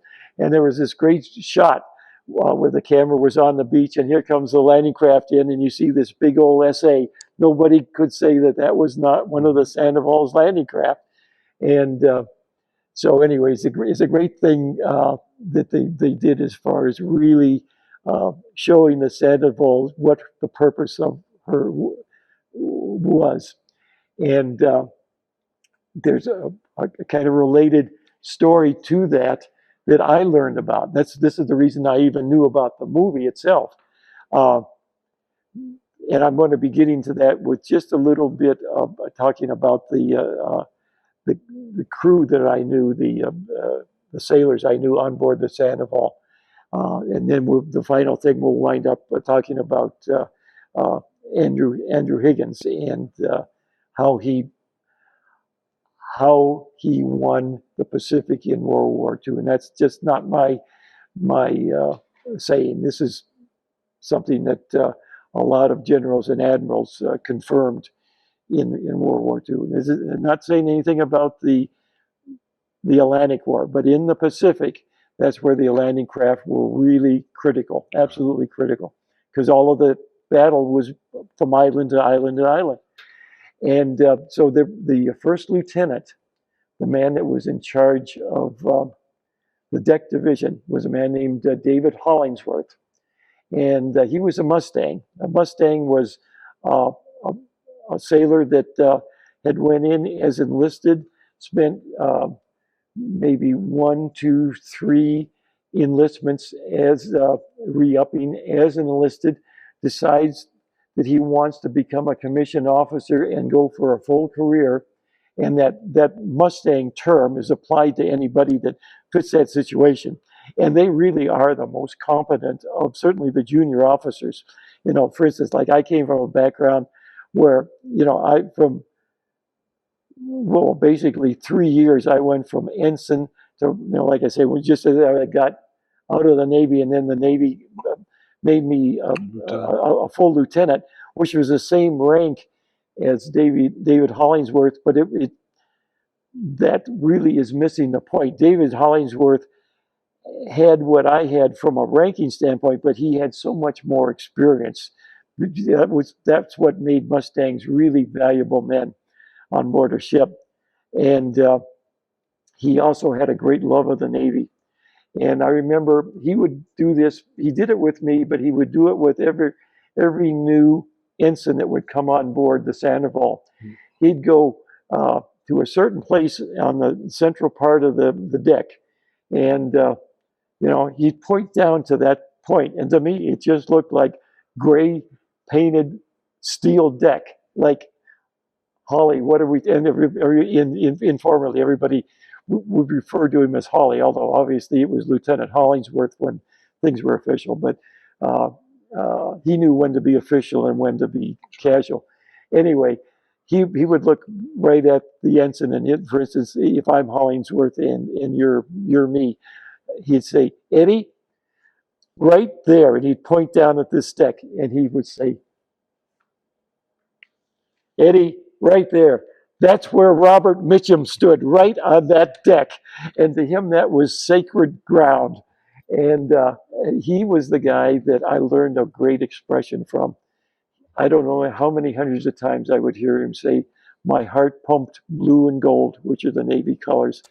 And I said, boy, you couldn't get it. He would have made a great advertisement for a Navy recruiting, because everything he said and believed, I mean, he truly, he loved the whole Navy experience, and he's one of those memorable people. We'll talk about him just a little bit right at the end. But I did want to get that story in about him. There were some other people that I want to give at least a mention to, that the people I actually served with. The first one was the electrical division chief, Chief Thompson. And Chief Thompson was the way a division on board a ship is set up. You have a commissioned officer that can either be like an ensign or a lieutenant JG, or it could be a warrant officer. In fact, the man that I replaced was another one of these people I'm going to mention right here, right after I talk about Chief Thompson. But Chief Thompson was so knowledgeable about everything that needed to be known from an electrical standpoint, that it made it very easy for me to be the division officer. And basically the role of the division officer, at least in my standpoint, and I think this was true for most division officers, is to handle the paperwork. One thing about the Navy is a lot of bureaucracy, a lot of paperwork, a lot of forms that have to be filled out, and there's different tests and checkoffs of things that have to be done, and inventory. And you you have to make sure that those are all done because it's all part of a ship's preparedness. And the fact that Chief Thompson was so knowledgeable, he literally could run that division. The other part where the division officer really spends a lot of his time, sadly, is that at least in the 60s, and I think it's probably still may have some truth even today, but certainly in the 60s and in places like Norfolk, a lot of the businessmen there, and I'm talking about, say, in jewelry shops or something where there would be valuable merchandise more than just a Kmart store, that sort of thing. For instance, one of the sailors would become engaged to a girl and he wanted to get a ring for her. So he'd go in to the jewelry store in Norfolk and they would say, well, gee, we'd like to extend your credit, but you're only making $40 a month, that's not an exaggeration. As a commissioned ensign in 1968, 67, I think it was $100 a month, which is, a week. So that was $5,000 a year. That was a commissioned officer. If you were an E1 or an E2, the lower ratings on the enlisted, it would be like $30, $40 a month. I mean, it would 79. Yeah, I mean, it was just peanuts, certainly compared with today. Well, so what the say a jewelry shop would do, they knew that guy wanted to get that ring for his girl. So they said, well, get your buddy to come over here and co-sign for you. Sounds like a great idea. Of course, the guy's the buddy. So he says, sure, I'll come over and signs up. And basically what that document says that now the jeweler has in his possession is if for some reason the sailor that bought the ring for his girl no longer can pay the bill, then the man that just signed for him is on the hook. That sounds remote. Believe me, it happened dozens of times, just in the time that I knew of, in all of the divisions of the ship. And it wouldn't be something intentional. Maybe the engagement or the marriage didn't work out, or the sailor that had purchased the item would go to a different ship. He'd be now halfway around the world. Here's this other poor guy that the jewelry store, they knew what was going to happen. They would come to the Navy, and then the Navy would come to the ship's captain and executive officer and say, one of the men in your command is now responsible for this, and they would dock the guy, at say $40, $50 a month. And if that ring was a couple $100, that meant that he was virtually living on pennies for the next year or so, paying off that loan, and for the best of intentions. But one of the jobs I had was trying to get the private company, the jewelry company, to have an abatement of that, explaining to them that there's a hardship case because the money was going back to this other fellow's family, and and sometimes you could do it, sometimes they would make it, but you often could reduce the amount if nothing else. Well, anyway, that was a big part of my duties. It sounds pretty mundane, but it was pretty doggone important to that particular sailor at that particular time. I mentioned the man that I took over from as the electrical division officer. He was a very, very senior warrant officer, and warrant officers weren't exactly commissioned as an ensign. Technically, they were in between a chief, a Navy chief, and a commissioned officer. And I'm not sure exactly where that came from, but it probably went back to at least the 19th century. And there was an area where there were actually four classifications. There was a warrant officer, first grade, on up through 4, and somebody that was a warrant officer 4 had spent all of his life in that situation. And these people were really the experts. In my case, it was a man named Eddie Travis, and he'd spent all his life, he probably wound up at first, I never really asked him, but I should have, that he probably, as enlisted, he probably was in, had an electrical rate, Sure. was an electrician's mate, and then went on up, might have become a chief, and then went on to get his commission as a warrant officer. And I'll tell you, I remember they on his uniform, they have hash marks for how many times you re-upped it. And if you, it would be a red stripe, but if you were really an outstanding sailor, it would, instead of being a red stripe, it would be a gold stripe. And Eddie Travis had gold stripes up and down his arm. He almost looked like an admiral. And the fact, you know, the admirals are just coated with gold stripes. But I had the honor of knowing him at least for a little while and taking his place. Another gentleman that I remember from the electrical division, he was electrician's mate, second class, who would have been one of the guys right below Chief Thompson. It was electrician's mate Moss, M-A-A-S. And he knew everything about a three-wire DC ship, which the Sandoval was, and all kinds of minutia that he didn't have to refer to manuals, and he was a great trainer for the apprentices coming up underneath him. And we had a couple of fellas like that.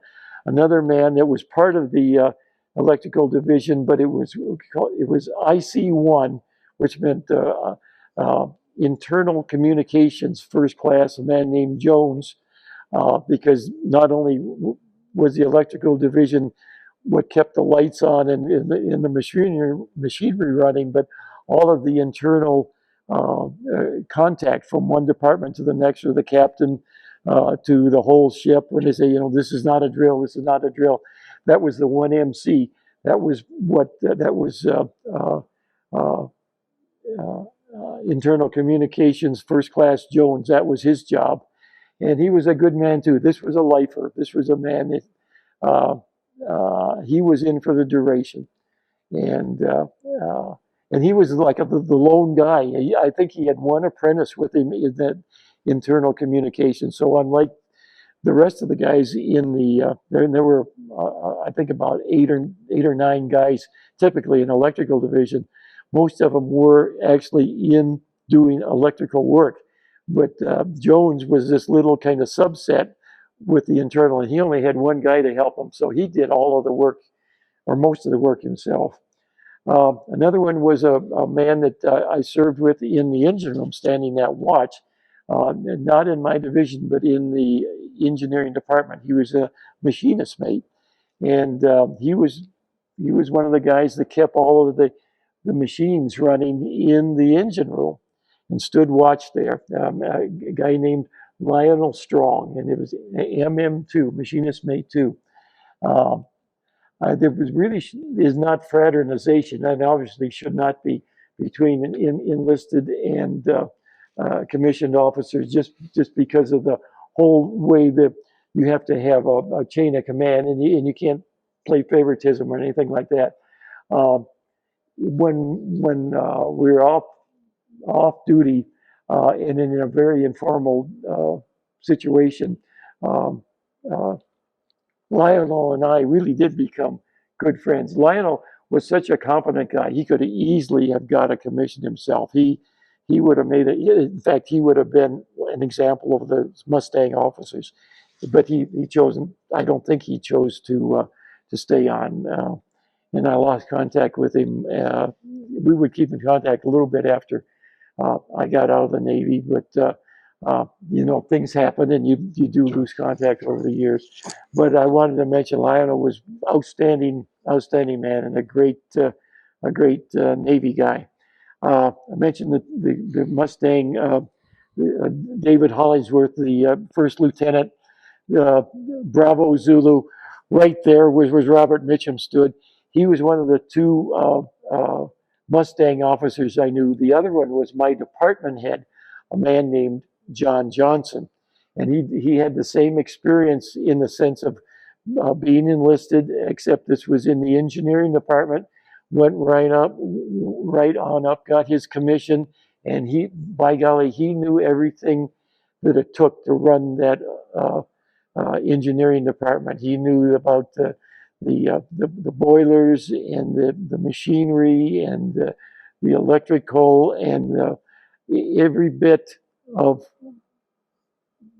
being able to supervise the various division officers and each one of those 5 divisions. That's why I think the Navy really was wise to pick people in the deck division and in the engineering division as the Mustangers. And the one thing about John Johnson that was a little different, when you got off duty, he was just as much of a real good guy, and he really liked the junior officers. And quite often, he and Holly would take a bunch of junior officers, the ensigns and JGs, junior grade lieutenants, to one of the many seafood places in Norfolk, Virginia, and it would be an evening of beer drinking. Where they'd bring these big, almost like vases or pitchers of beer, and everybody you just had round, you just keep pouring the beer and a great big tin of shrimp and the shrimp sauce, and you'd make a meal of that, and they'd tell you all, the 2 guys, Holly and John Johnson, they'd tell you some of these stories, and they would make you feel like you were really a part of the Navy. They would give you that feeling of just Camaraderie. Camaraderie, yes, sir. That's exactly the word I was looking for. Of course, when you got back on duty, everything was very formal again. Everything was by Lieutenant Johnson, aye, sir. That sort of thing. But it was a wonderful command to work for because nobody had this big opinion of themselves that they thought they were, Sure. they were doing their job, and that was and they loved doing the job. That was the other thing that I really wanted. There's 2 other gentlemen here that I want to mention. One of them was Captain Bradshaw, who came aboard just when I did. It would have been in the early part of 2008 as a new captain, and we had a new executive officer who was a full commander, a man named John Smith Storm. And both of these gentlemen I have very high respect for. Captain Bradshaw, just to give you a little thumbnail description, if anybody that's watching this video right now, if they remember on one of the Star Trek, the next generation movies, not the ones with William Shatner and the man that played Spock. I don't remember his name now, but Leonard Nimoy. Leonard Nimoy, thank you, sir. And but this was the next generation, the next 50, 100 years beyond that first series. There was a captain on the new version of the Enterprise, and it was Jean-Luc Picard, who was a very, very good English actor, Shakespearean actor. I should really recall his name. It just slipped my memory. But he played this very by-the-book captain in Star Trek. And when you screwed up, when you did something wrong, he let you know. He again, as I'm talking about the character in Star Trek, he could be a good fellow off duty and friendly, but very, very serious. And the purpose of a captain, let's face it, the way the Navy divides that, the executive officer is there to handle, and this is while the ship is underway, is to handle the everyday things that happen on board ship. And the purpose of the captain is to meet the ship's commitment. The captain, the guy that is his boss is the commodore of a squadron or going on up, but at some point it will be the admiral and ultimately the president of the United States. But the idea is that the executive officer keeps everything ship-shape so the captain doesn't have any unnecessary things that would interfere with his meeting the ship's commitment. So Captain Bradshaw had really this very much like the Jean-Luc Picard, and he ran a great ship, and he made every commitment that the Sandoval was directed to do, and he did it. He did it smartly. That's a naval expression. If you're going to do something, don't be sloppy about it. Be smart about it. Make it. And one of the things that he liked to do is that when the ship made maneuvers, they were crisp maneuvers. They weren't, kind of wiggly when you were changing directions, especially when ships would sail in squadron. It was important that they would all move so that they retained the formation, even though they were changing direction and speed, but that it was just the thing that you did to let everybody know, friend and foe, that this is a force to be reckoned with. It's not a bunch of yahoos. And so again, I have a lot of respect for Captain Bradshaw. Then I leave the last man on here, a special story that I don't know. Probably a lot of people that of the 450 sailors and the 700 Marines that this occurred at. I don't know how many of them were close by, but this was a very true experience that I had, and it involves Commander John Smith Storm, who was the executive officer. And I'm just going to lay this down because I want to look right at the camera and to you and tell this story. Show the camera. One of the problems, especially when our battalion, the 700 Marines, got to the Sixth Fleet in the Mediterranean, is that you now had 5 to 6 months where they're sailing around and the Marines don't have a lot to do.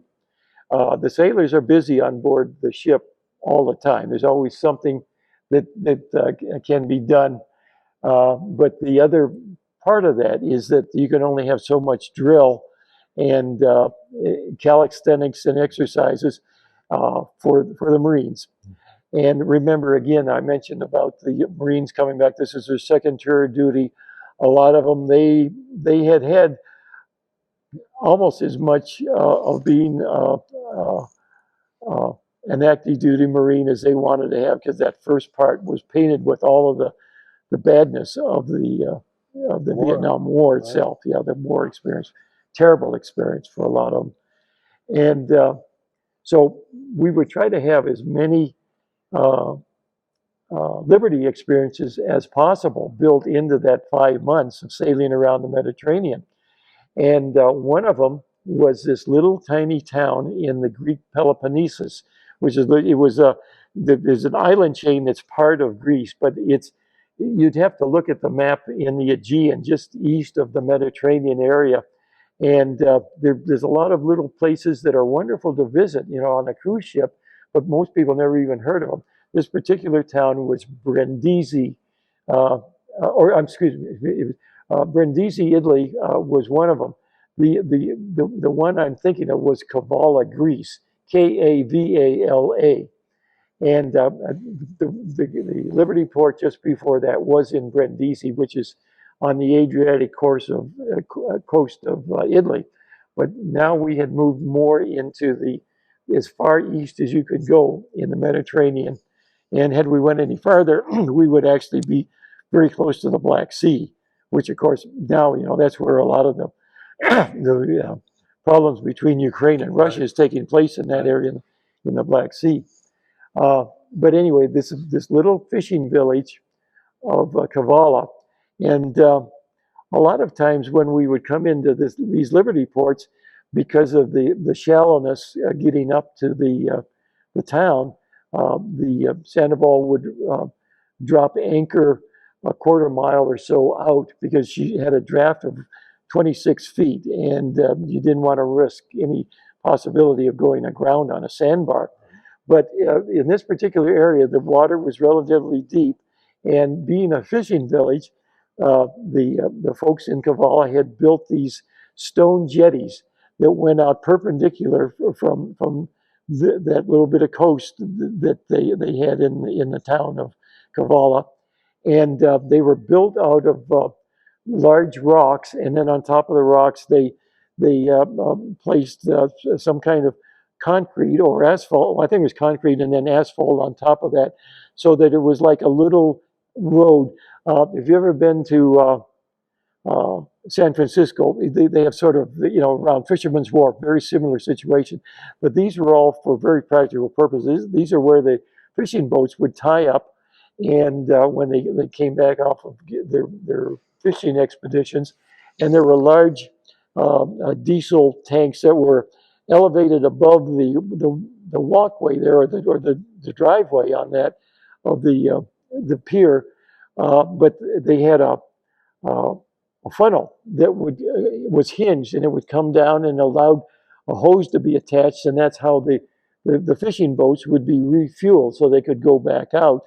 And it was the most efficient way to get the diesel fuel into the tanks of the fishing boats. So anyway, we were able to tie up right along this pier that was loaded with all of these fishing boats. They just gave us a little area, and they said this is where the Sandoval could tie up. That allowed us to save a lot of time and trouble because we didn't have to run boats back and forth from that half a mile or quarter mile out for the sailors and the Marines as they were doing Liberty. What the Sandoval and all of the ships, when they went into Liberty, would try to do is set up what they call port and starboard. Half of the Navy and half of the Marines would go on Liberty one day, and then the next day the other half would. And I think we were scheduled to be in Kavala for 4 or 5 days. And also part of the Liberty was all sort of a goodwill. It was to let the folks, and all of those places that we stopped, they were part of NATO. Greece was a part of NATO, Italy, Spain, of course. I'm not sure if Malta was, but Malta was definitely one of the Liberty ports that we had. That was Valletta, Malta was the capital there. But going back to the situation in Kavala, something happened, and nobody ever explained exactly how. It was a clear mistake. Below the engine room of a ship like the Sandoval, you have the very bottom deck. And of course, you don't call what we call a floor, like right here in this building. You never call a deck a floor, but there really is such a thing as a floor on board ship. And the floor is below the lowest deck, which in this case would be the engine room deck. And that would be essentially what's called the bilges. That's where when dirty, oily water was pumped out of a machine, but they didn't want it to go into the ocean yet. It was like a holding tank until they would clean these things out, but it would keep the machines clean. And because you were constantly changing oil and everything on board. All of those machines had to be constantly oiled. I mean, they were going, hundreds of RPMs a minute on a lot of that stuff. And so it was just the normal process of running a ship that was at that point 25 years old. You had to work with the technology was there. Somebody in the engineering department threw the wrong valve, and there was a way that once you were out beyond any place out in the middle of the ocean, you could open up the valve and flush out the bilges. That valve was opened up when we were tied right next to this fishing pier, and it was done sometime in the middle of the night. And the next morning, everybody got up, and what did we see? We saw this oily water slick going up and down with the waves, and it was going up and down over all of those irregular rocks and over the surfaces of the hulls of all of the fishing boats, and it was the most gosh awful mess you ever saw. And of course, this was the Sandoval's responsibility to clean this up. So all of a sudden now, instead of being a Liberty port, all of the Marines and the sailors that weren't actually keeping the ship's lights running and all that stuff, because we had to we were still functioning as a ship, even though we were tied up alongside the pier. We're out scrubbing with like the little scrub brushes and things like Ajax cleaner, whatever we had on board, trying to get these gosh darn rocks and their paper. We were looking for rags that we could find, anything. We went through like old T-shirts, and a lot of guys, their T-shirts wound up being part of the junk, just because you didn't want to wait weeks to get this stuff. You had to get it cleaned up, and it took at least, I'm going to say, at least 36 hours. It was in multiple days, and this is working from sunrise to sunset. And not only did the Marines and sailors not have liberty during this time, but they're kind of grumbling to themselves, this is no way to spend time. We want to meet some girls, we want to have some drinks, we want to have some fun. And so we finally got all of the rocks cleaned off. Captain Bradshaw and Commander Storm thought that it would be a good way of saying we apologize to the fathers of the town of Kavala, the mayor and the doctor, and there's a lawyer there, the prominent people. So we couldn't invite all of the people in Kavala, because there was probably a couple hundred, but we certainly could invite 7, 8, 10 of them, and it was a way of saying thank you. You know that we are good friends. We want you to know that this was a mistake that we wanted to make amends for, but we also wanted to say in a profound way, thank you so much. And the purpose of this was an evening of a dinner. We showed the movie. I was not there at the time, but they showed one of the movies that we had, and the ship had vessels. I mean, not vessels, but vehicles to help with bring sailors and Marines if they had to do something when they got in port, one place or the other. And they were actual official U.S. Navy vehicles. They were painted gray, and it said right on them, there's a Navy number. It said property U.S. Navy. But the Sandoval actually had its very own vehicle. It was for anybody that remembers the Corvair, well, along with the sedans and the convertibles of the Corvair, and I think there was even a station wagon, there was actually a van. It was a rear engine air-cooled van. It was kind of a real cool looking van. And the Sandoval bought it from the ship's store. It had money from it was owned by the Sandoval as a Navy command. It was not a Navy ship, but it was much more luxurious than a typical just Army utility vehicle. Right. And it was the perfect vehicle to go and pick up all of these folks in the town, bring them to the ship so they didn't have to worry about taking a taxi or bringing their own car. And then after the festivities and a wonderful dinner, which I know the cooks made a wonderful dinner for them, and saying good night, and the executive officer, Commander Storm's up there on the deck where the walkway was going down to the pier, and thanking each of them and wishing them a good evening, and we will see you again, but we will always be friends. And sure enough, the man, the fellow was, his name was Hemian. He was the driver, and he was a third-class guy. I think he was in the supply department. But one of his collateral duties was as ship's driver for our Corps van. Right. And so he's waiting right there for all of these the elite of Kavala to come down from the ship, and they would get into the van, and then when all of them were there, then he'd drive them back home again. Okay, that's the way things should have worked.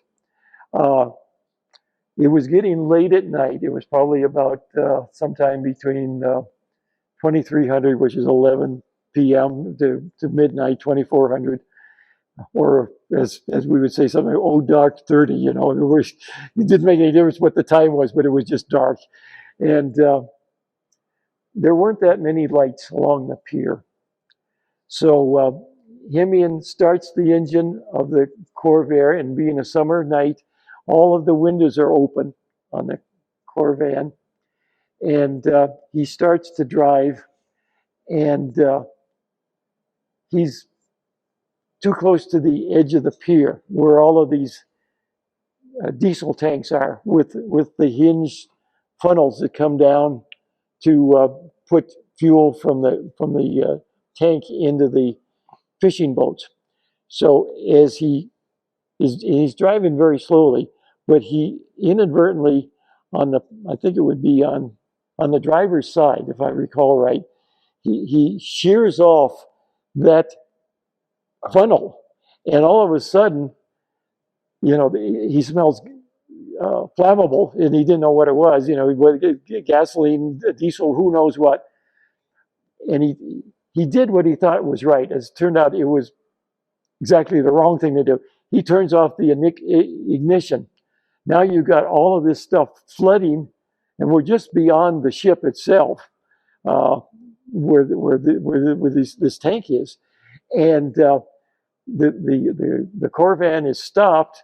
All of the people the doctors, the mayor, and everybody else are inside frantically trying to get out because they didn't want to be soaked with flammable fluid.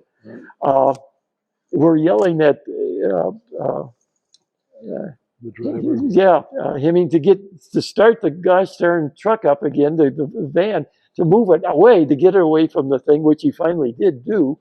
But by then it was saturated inside, and that didn't stop the fuel from still pouring out all over the pier and then down into the rocks that we had just cleaned and onto the very fishing boats that we had just cleaned. And the reason for that long story, and this is really in honor of somebody that did something extraordinary, brave. Commander Storm had just been up on the deck. I was one of the people that they had positioned, because remember, not only were we saying goodnight to the people in the town, all of the Navy and Marines were coming back from their first good evening of a true liberty, drinking, smoking, laughing, having a good time, and they're all walking back in literally dozens and dozens towards this area, which is now saturated with all of this flammable stuff all over. And Commander Storm comes running down, and he's running down, and I'm not too far from where this tank and the Corvan was. By the time he gets down, he has his shirt and his T-shirt off, and he could have easily told me, you know, Eddie or Lieutenant Maurer, get up there, stop that, plug that up.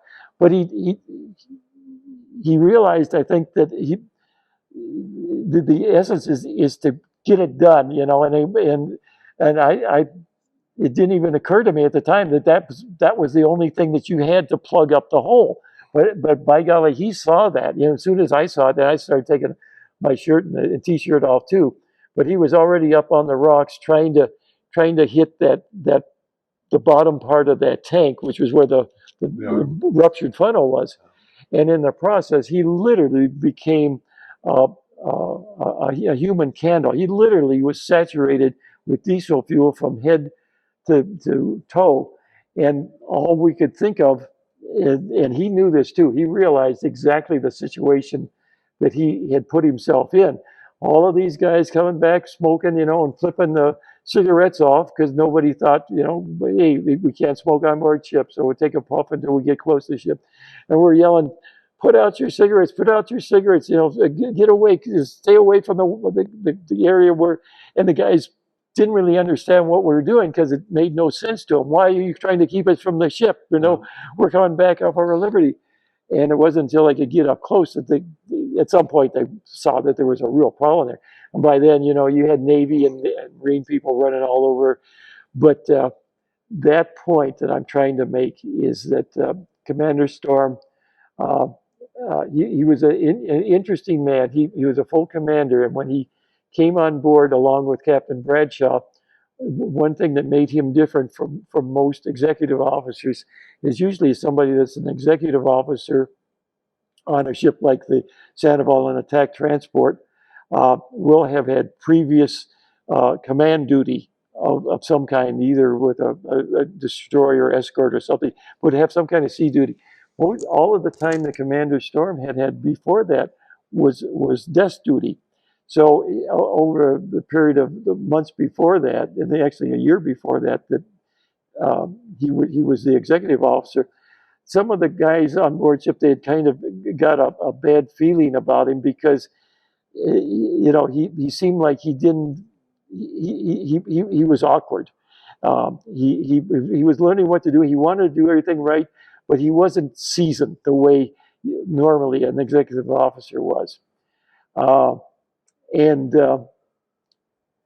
Commander or Captain Bradshaw, he was a good executive officer to Commander Bradshaw. He really opened the ability of Captain Bradshaw to meet the ship's commitment. So in that sense, he was a wonderful executive officer. But that part about him being awkward, that guys behind, just talking with each other, they would sort of make fun of him a little bit. And the gist of all of this stuff is that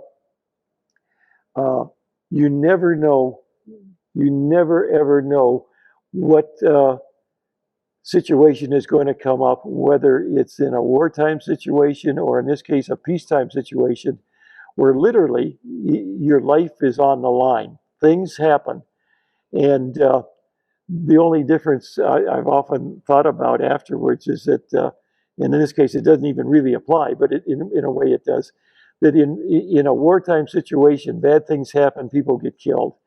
In a peacetime situation, bad things happen. Years later, you laugh about it, but it's the same situations. This one clearly could have been just an awful, awful situation in death. Catastrophe, yes. But by golly, I don't know whether the Navy gave any kind of citation or commendation to Commander Storm, but his presence of mind and his bravery at the time I have so much respect for that man. I don't think he's still alive today, but if by some possibility he is, and somehow he's able to watch this video, I wanted to say to Commander Storm, bravo Zulu, sir. And of course, bravo Zulu is Navy speak for well done or outstanding. And I certainly salute you. I have never forgot about you. I keep you in my thoughts and prayers always. And so now we'll wind up with one last little story, and then we're all done. And that's the story of the civilian that made the Sandoval's reason to be, and has literally both admirals and generals at the time of World War II talking about the Pacific War now, not the European War, but in the Pacific. This is the man. This is Andrew Higgins. He was a civilian boat builders in New Orleans. And if you see right here on this biography of him, it says Andrew Higgins and the boats that landed victory in World War II. That's not an exaggeration. That's the gosh darn truth. Remember what made the Sandoval a warship was Andrew Higgins' boats and the Marines. That was our main guns. And the very essence of why the Sandoval was created as a ship type was because this man had come up with something that everybody could see, I think, in the late 30s and early 40s, that there could very well be a war. And that it might certainly be with Hitler in Europe, but there was some real friction back in the late 30s and early 40s with Japan. And so Higgins knew his geography as well. And long before the Navy actually came to him, he was putting on his thinking cap and designing these boats that became known as the Higgins boats. And these were the, I'm looking down right here to get a picture of this. Bear with me just a second. These are the boats right here. These are paintings, obviously, but this shows a typical situation where the Marines have now come from ships like the Sandoval, and they come down the rat lines off of the hull of the ship. They got into the landing craft, and the next thing they're going that 1.5 or 2 miles or however far it is to get to the beaches, and then the ramps will drop down, and then their war begins. Those were the boats that made that situation much less dangerous for the Marines and the Army people. And going back to my beginning, I talk about my cousin's husband, Arthur Beatry. That was the type of boat he went into Normandy. Here's another one, another book. All of these books, by the way, come from a wonderful museum that's in New Orleans, and it's called now the World War II, WW2 National Museum. At the time that I was, fortunately, I was actually able to go down and visit that museum in, I think it was 2008. It was referred to as the D-Day Museum. Now they enlarged the scope, and it's known as World War II, and they cover everything about World War II. This is one of the books they have. Is anybody that wants to see some wonderful information, and all very factual, and videos and all kinds of good stuff, would go to, it would be WW and then 2, the numeral, not Roman numeral, but the Arabic 2. So WW2.org, and they could go to that site. But this is one of the books that come from, and that's the man, Andrew Higgins, very foresighted man. Literally should have been made an honorary admiral, I think. Here's a photograph of the landing craft going to the shore. Another one, this one particular one is in Europe, because they did use the landing craft in Europe, but it was to go across the rivers. They didn't have to worry about the oceans when they're in Europe, but there's lots of rivers. So they had to put those things on big trailers and haul them around.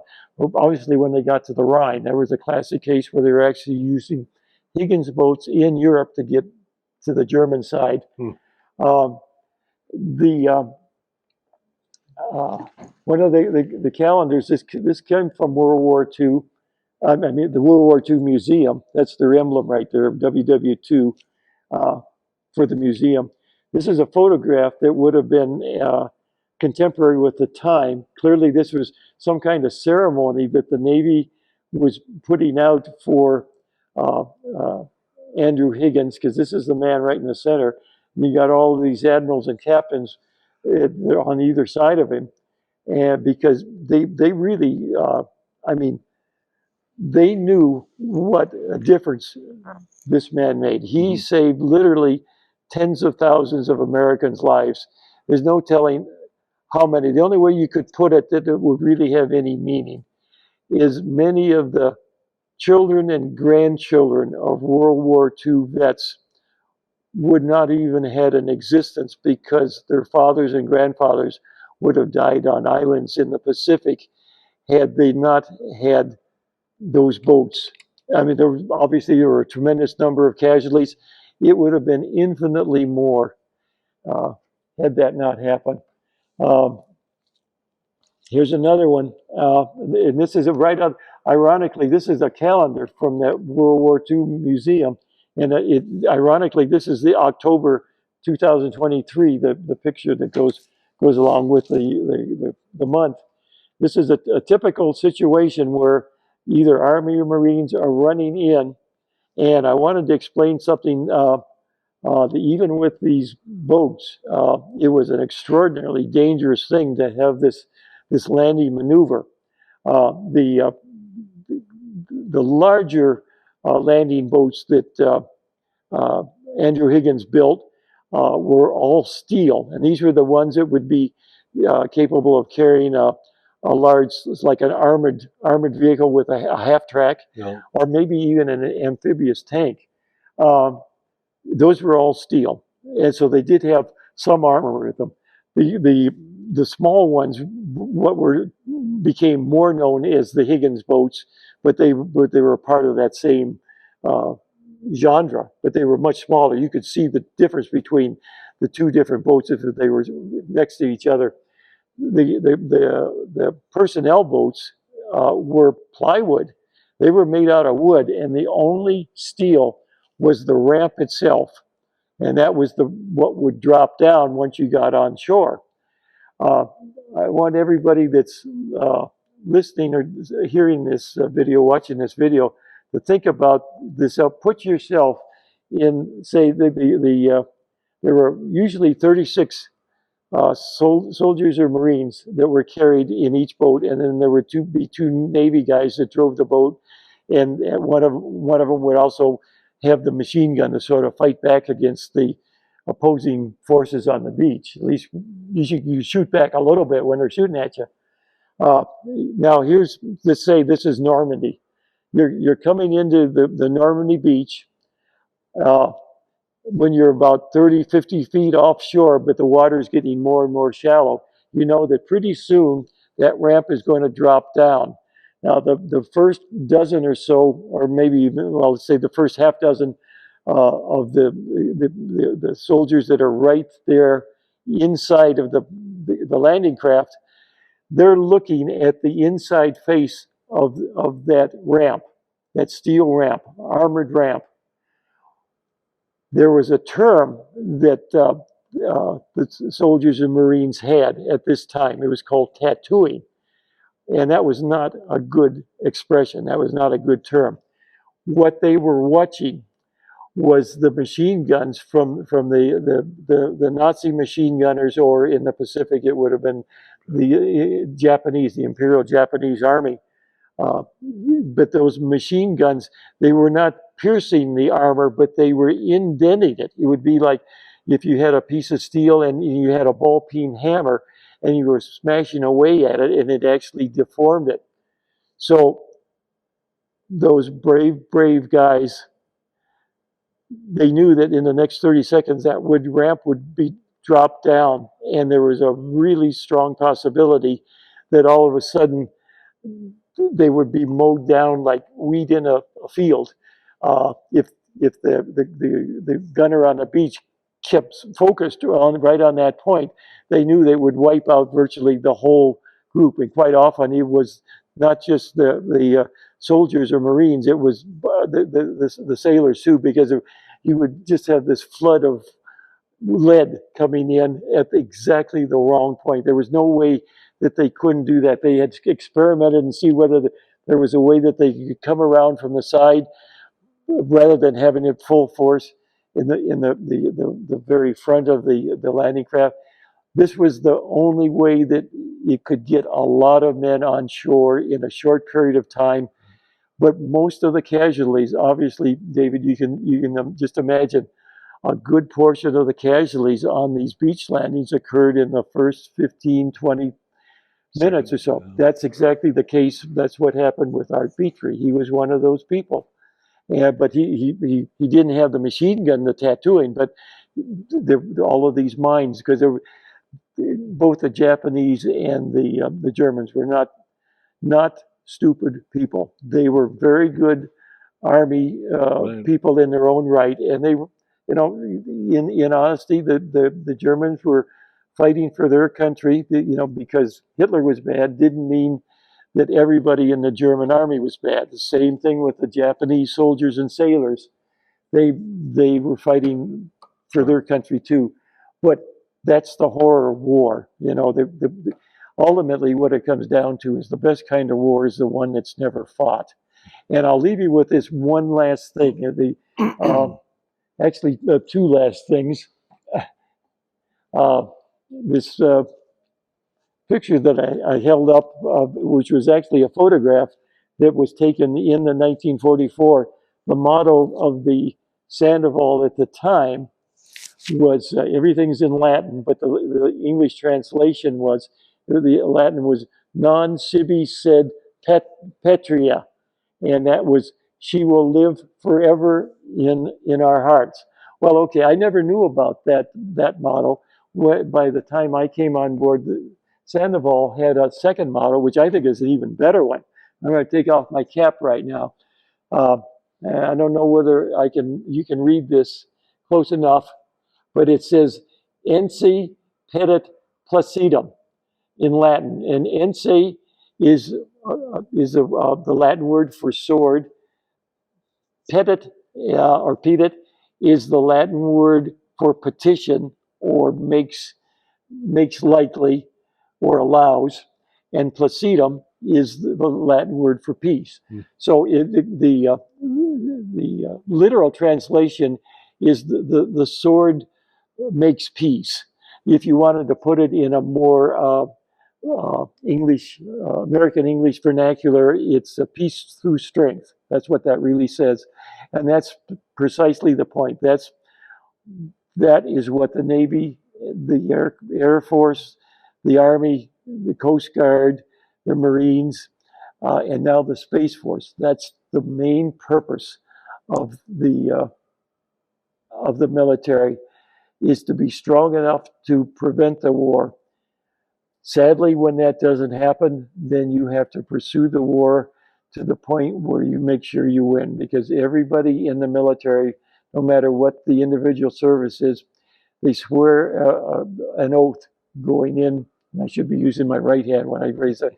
Swear an oath, and that oath is not to the president or to the Congress or even to the American people, but that oath comes down to these words: to defend the Constitution of the United States against all enemies, foreign and domestic. And our Constitution is such an important part of our American experience. That's why we really need to have kids in schools know their history, and every American should really have some basic knowledge of the United States Constitution, obviously the Declaration of Independence, which is not technically a part of the Constitution, but certainly is the preamble to it. And then the third part is again, this is a part of the Constitution, but it's a specific part, what's called the 10 Bill of Rights. Those are starting off with, First Amendment, free speech. The Second Amendment is a right to defend yourself, to bear arms, and all of the different ones going down. Your right not to have military forces quartered in your home, and the Fifth Amendment. If anybody remembers, in the 1950s, what was called the Kefauver investigations of the mafia, and a lot of those the mafia guys would show up and they would take the Fifth Amendment, which was I respectfully will not say anything that will incriminate me, but that was part of what the Constitution, the rights that they give everybody, even if you really do think that the guy killed Joe Spumoni, you got to live by the Constitution. And that is so different from the rest of the world. There's no other country in the world that has anything like that. America is 6% of the world's population, with 330 or 40 million people, 7.5 billion. The military and every civilian should really understand how important it is that from generation to generation that protection of the Constitution goes on, because it really is an experiment in liberty. And should the United States as a constitutional republic fail, the world would go back into darkness.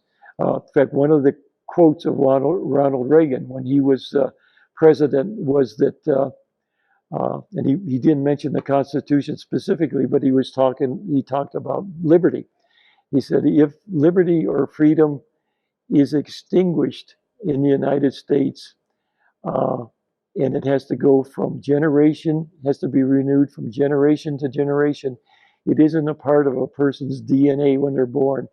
If that transfer from older to younger generations doesn't happen, then the light of liberty will go out all over the world. And we don't want that to happen, not on our watch.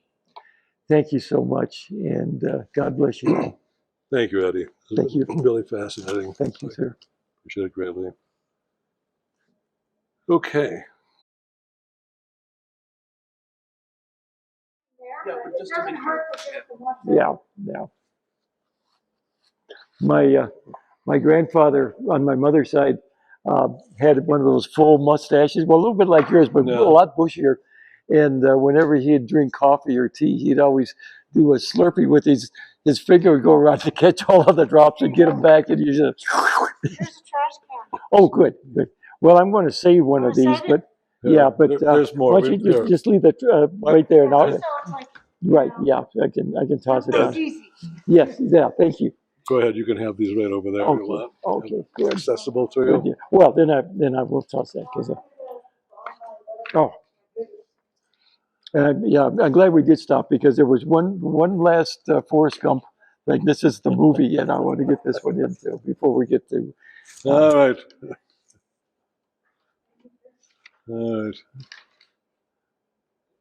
But you know, and not that this is. I mean, there are so many wonderful things. Were really serious things, but I think there are a lot of really interesting little vignette stories and something like this. And this is essentially a peacetime vision because nobody was shooting at the Santa all this time it happened. But it does give you an insight into. Oh, and I did want to mention that story about the man in the engine room that lost his thumb too. Remember where the ship was rolling in the. Really? No, you didn't. I don't remember that story. Okay, well, I thought I had said if I didn't. Yeah, well, But it does indicate that you know even when nobody's shooting at you, there's a lot of stuff on board ship that can get you hurt or killed. They're dangerous. Who'd think? You know, he was just back shooting the shit with you know his guys in the engine room. Those are the guys that kept all of the diesel engines running on the boats. You know, like the landing craft. And there was a old converted 55-gallon drum, and they put a hinged lid on it, and it was an open lid where they throw the oily rags. And out in the middle of the Atlantic, the ship took a certain wave, and he had his thumb right on that edge, and it Is that right? came down and lopped off the thumb right there. Thank God. So you know where you're going to start off? Yes, I do. Yeah, You have all your notes ready. yeah. Do you have to make a slight adjustment? Just, don't move your chair, but move a little bit this way. A little more. Great. Perfect. Okay. David, good. Yeah. So, because when we're doing the editing, it has to be a smooth cut. Right. So Right. What's your introductory statement? Say that. Your intro statement. What was the last thing you were talking about? Well, that I was going to go on to start talking about Andrew Higgins. Okay, so this is what you should say. You should say, okay, now on to Andrew Higgins, because we already have the intro statement, right? Well, we do, except that I realized I forgot. I want to catch one thing about the movie. So one other thing. Yeah, one other thing before we go. Related to part 2? Yeah. This is about the history of the Sandoval herself. Okay, so then let's do that. One more thing about that. Okay, and then we'll go into the introduction about Andrew Higgins. Reintroduce Andrew Higgins. Yeah, right. So that's the perfect segue. Yeah. There you go. It's almost like it was planned, right? Yeah, I actually thought you had sort of covered the thing completely and you were ready to move on. Yeah. Well, I was because I forgot about this. Yeah. So, So it was a fortune. oh, I almost forgot. I thought I made a One other mistake thing. once, but I was wrong. Right. Eddie, you're a funny guy. All right.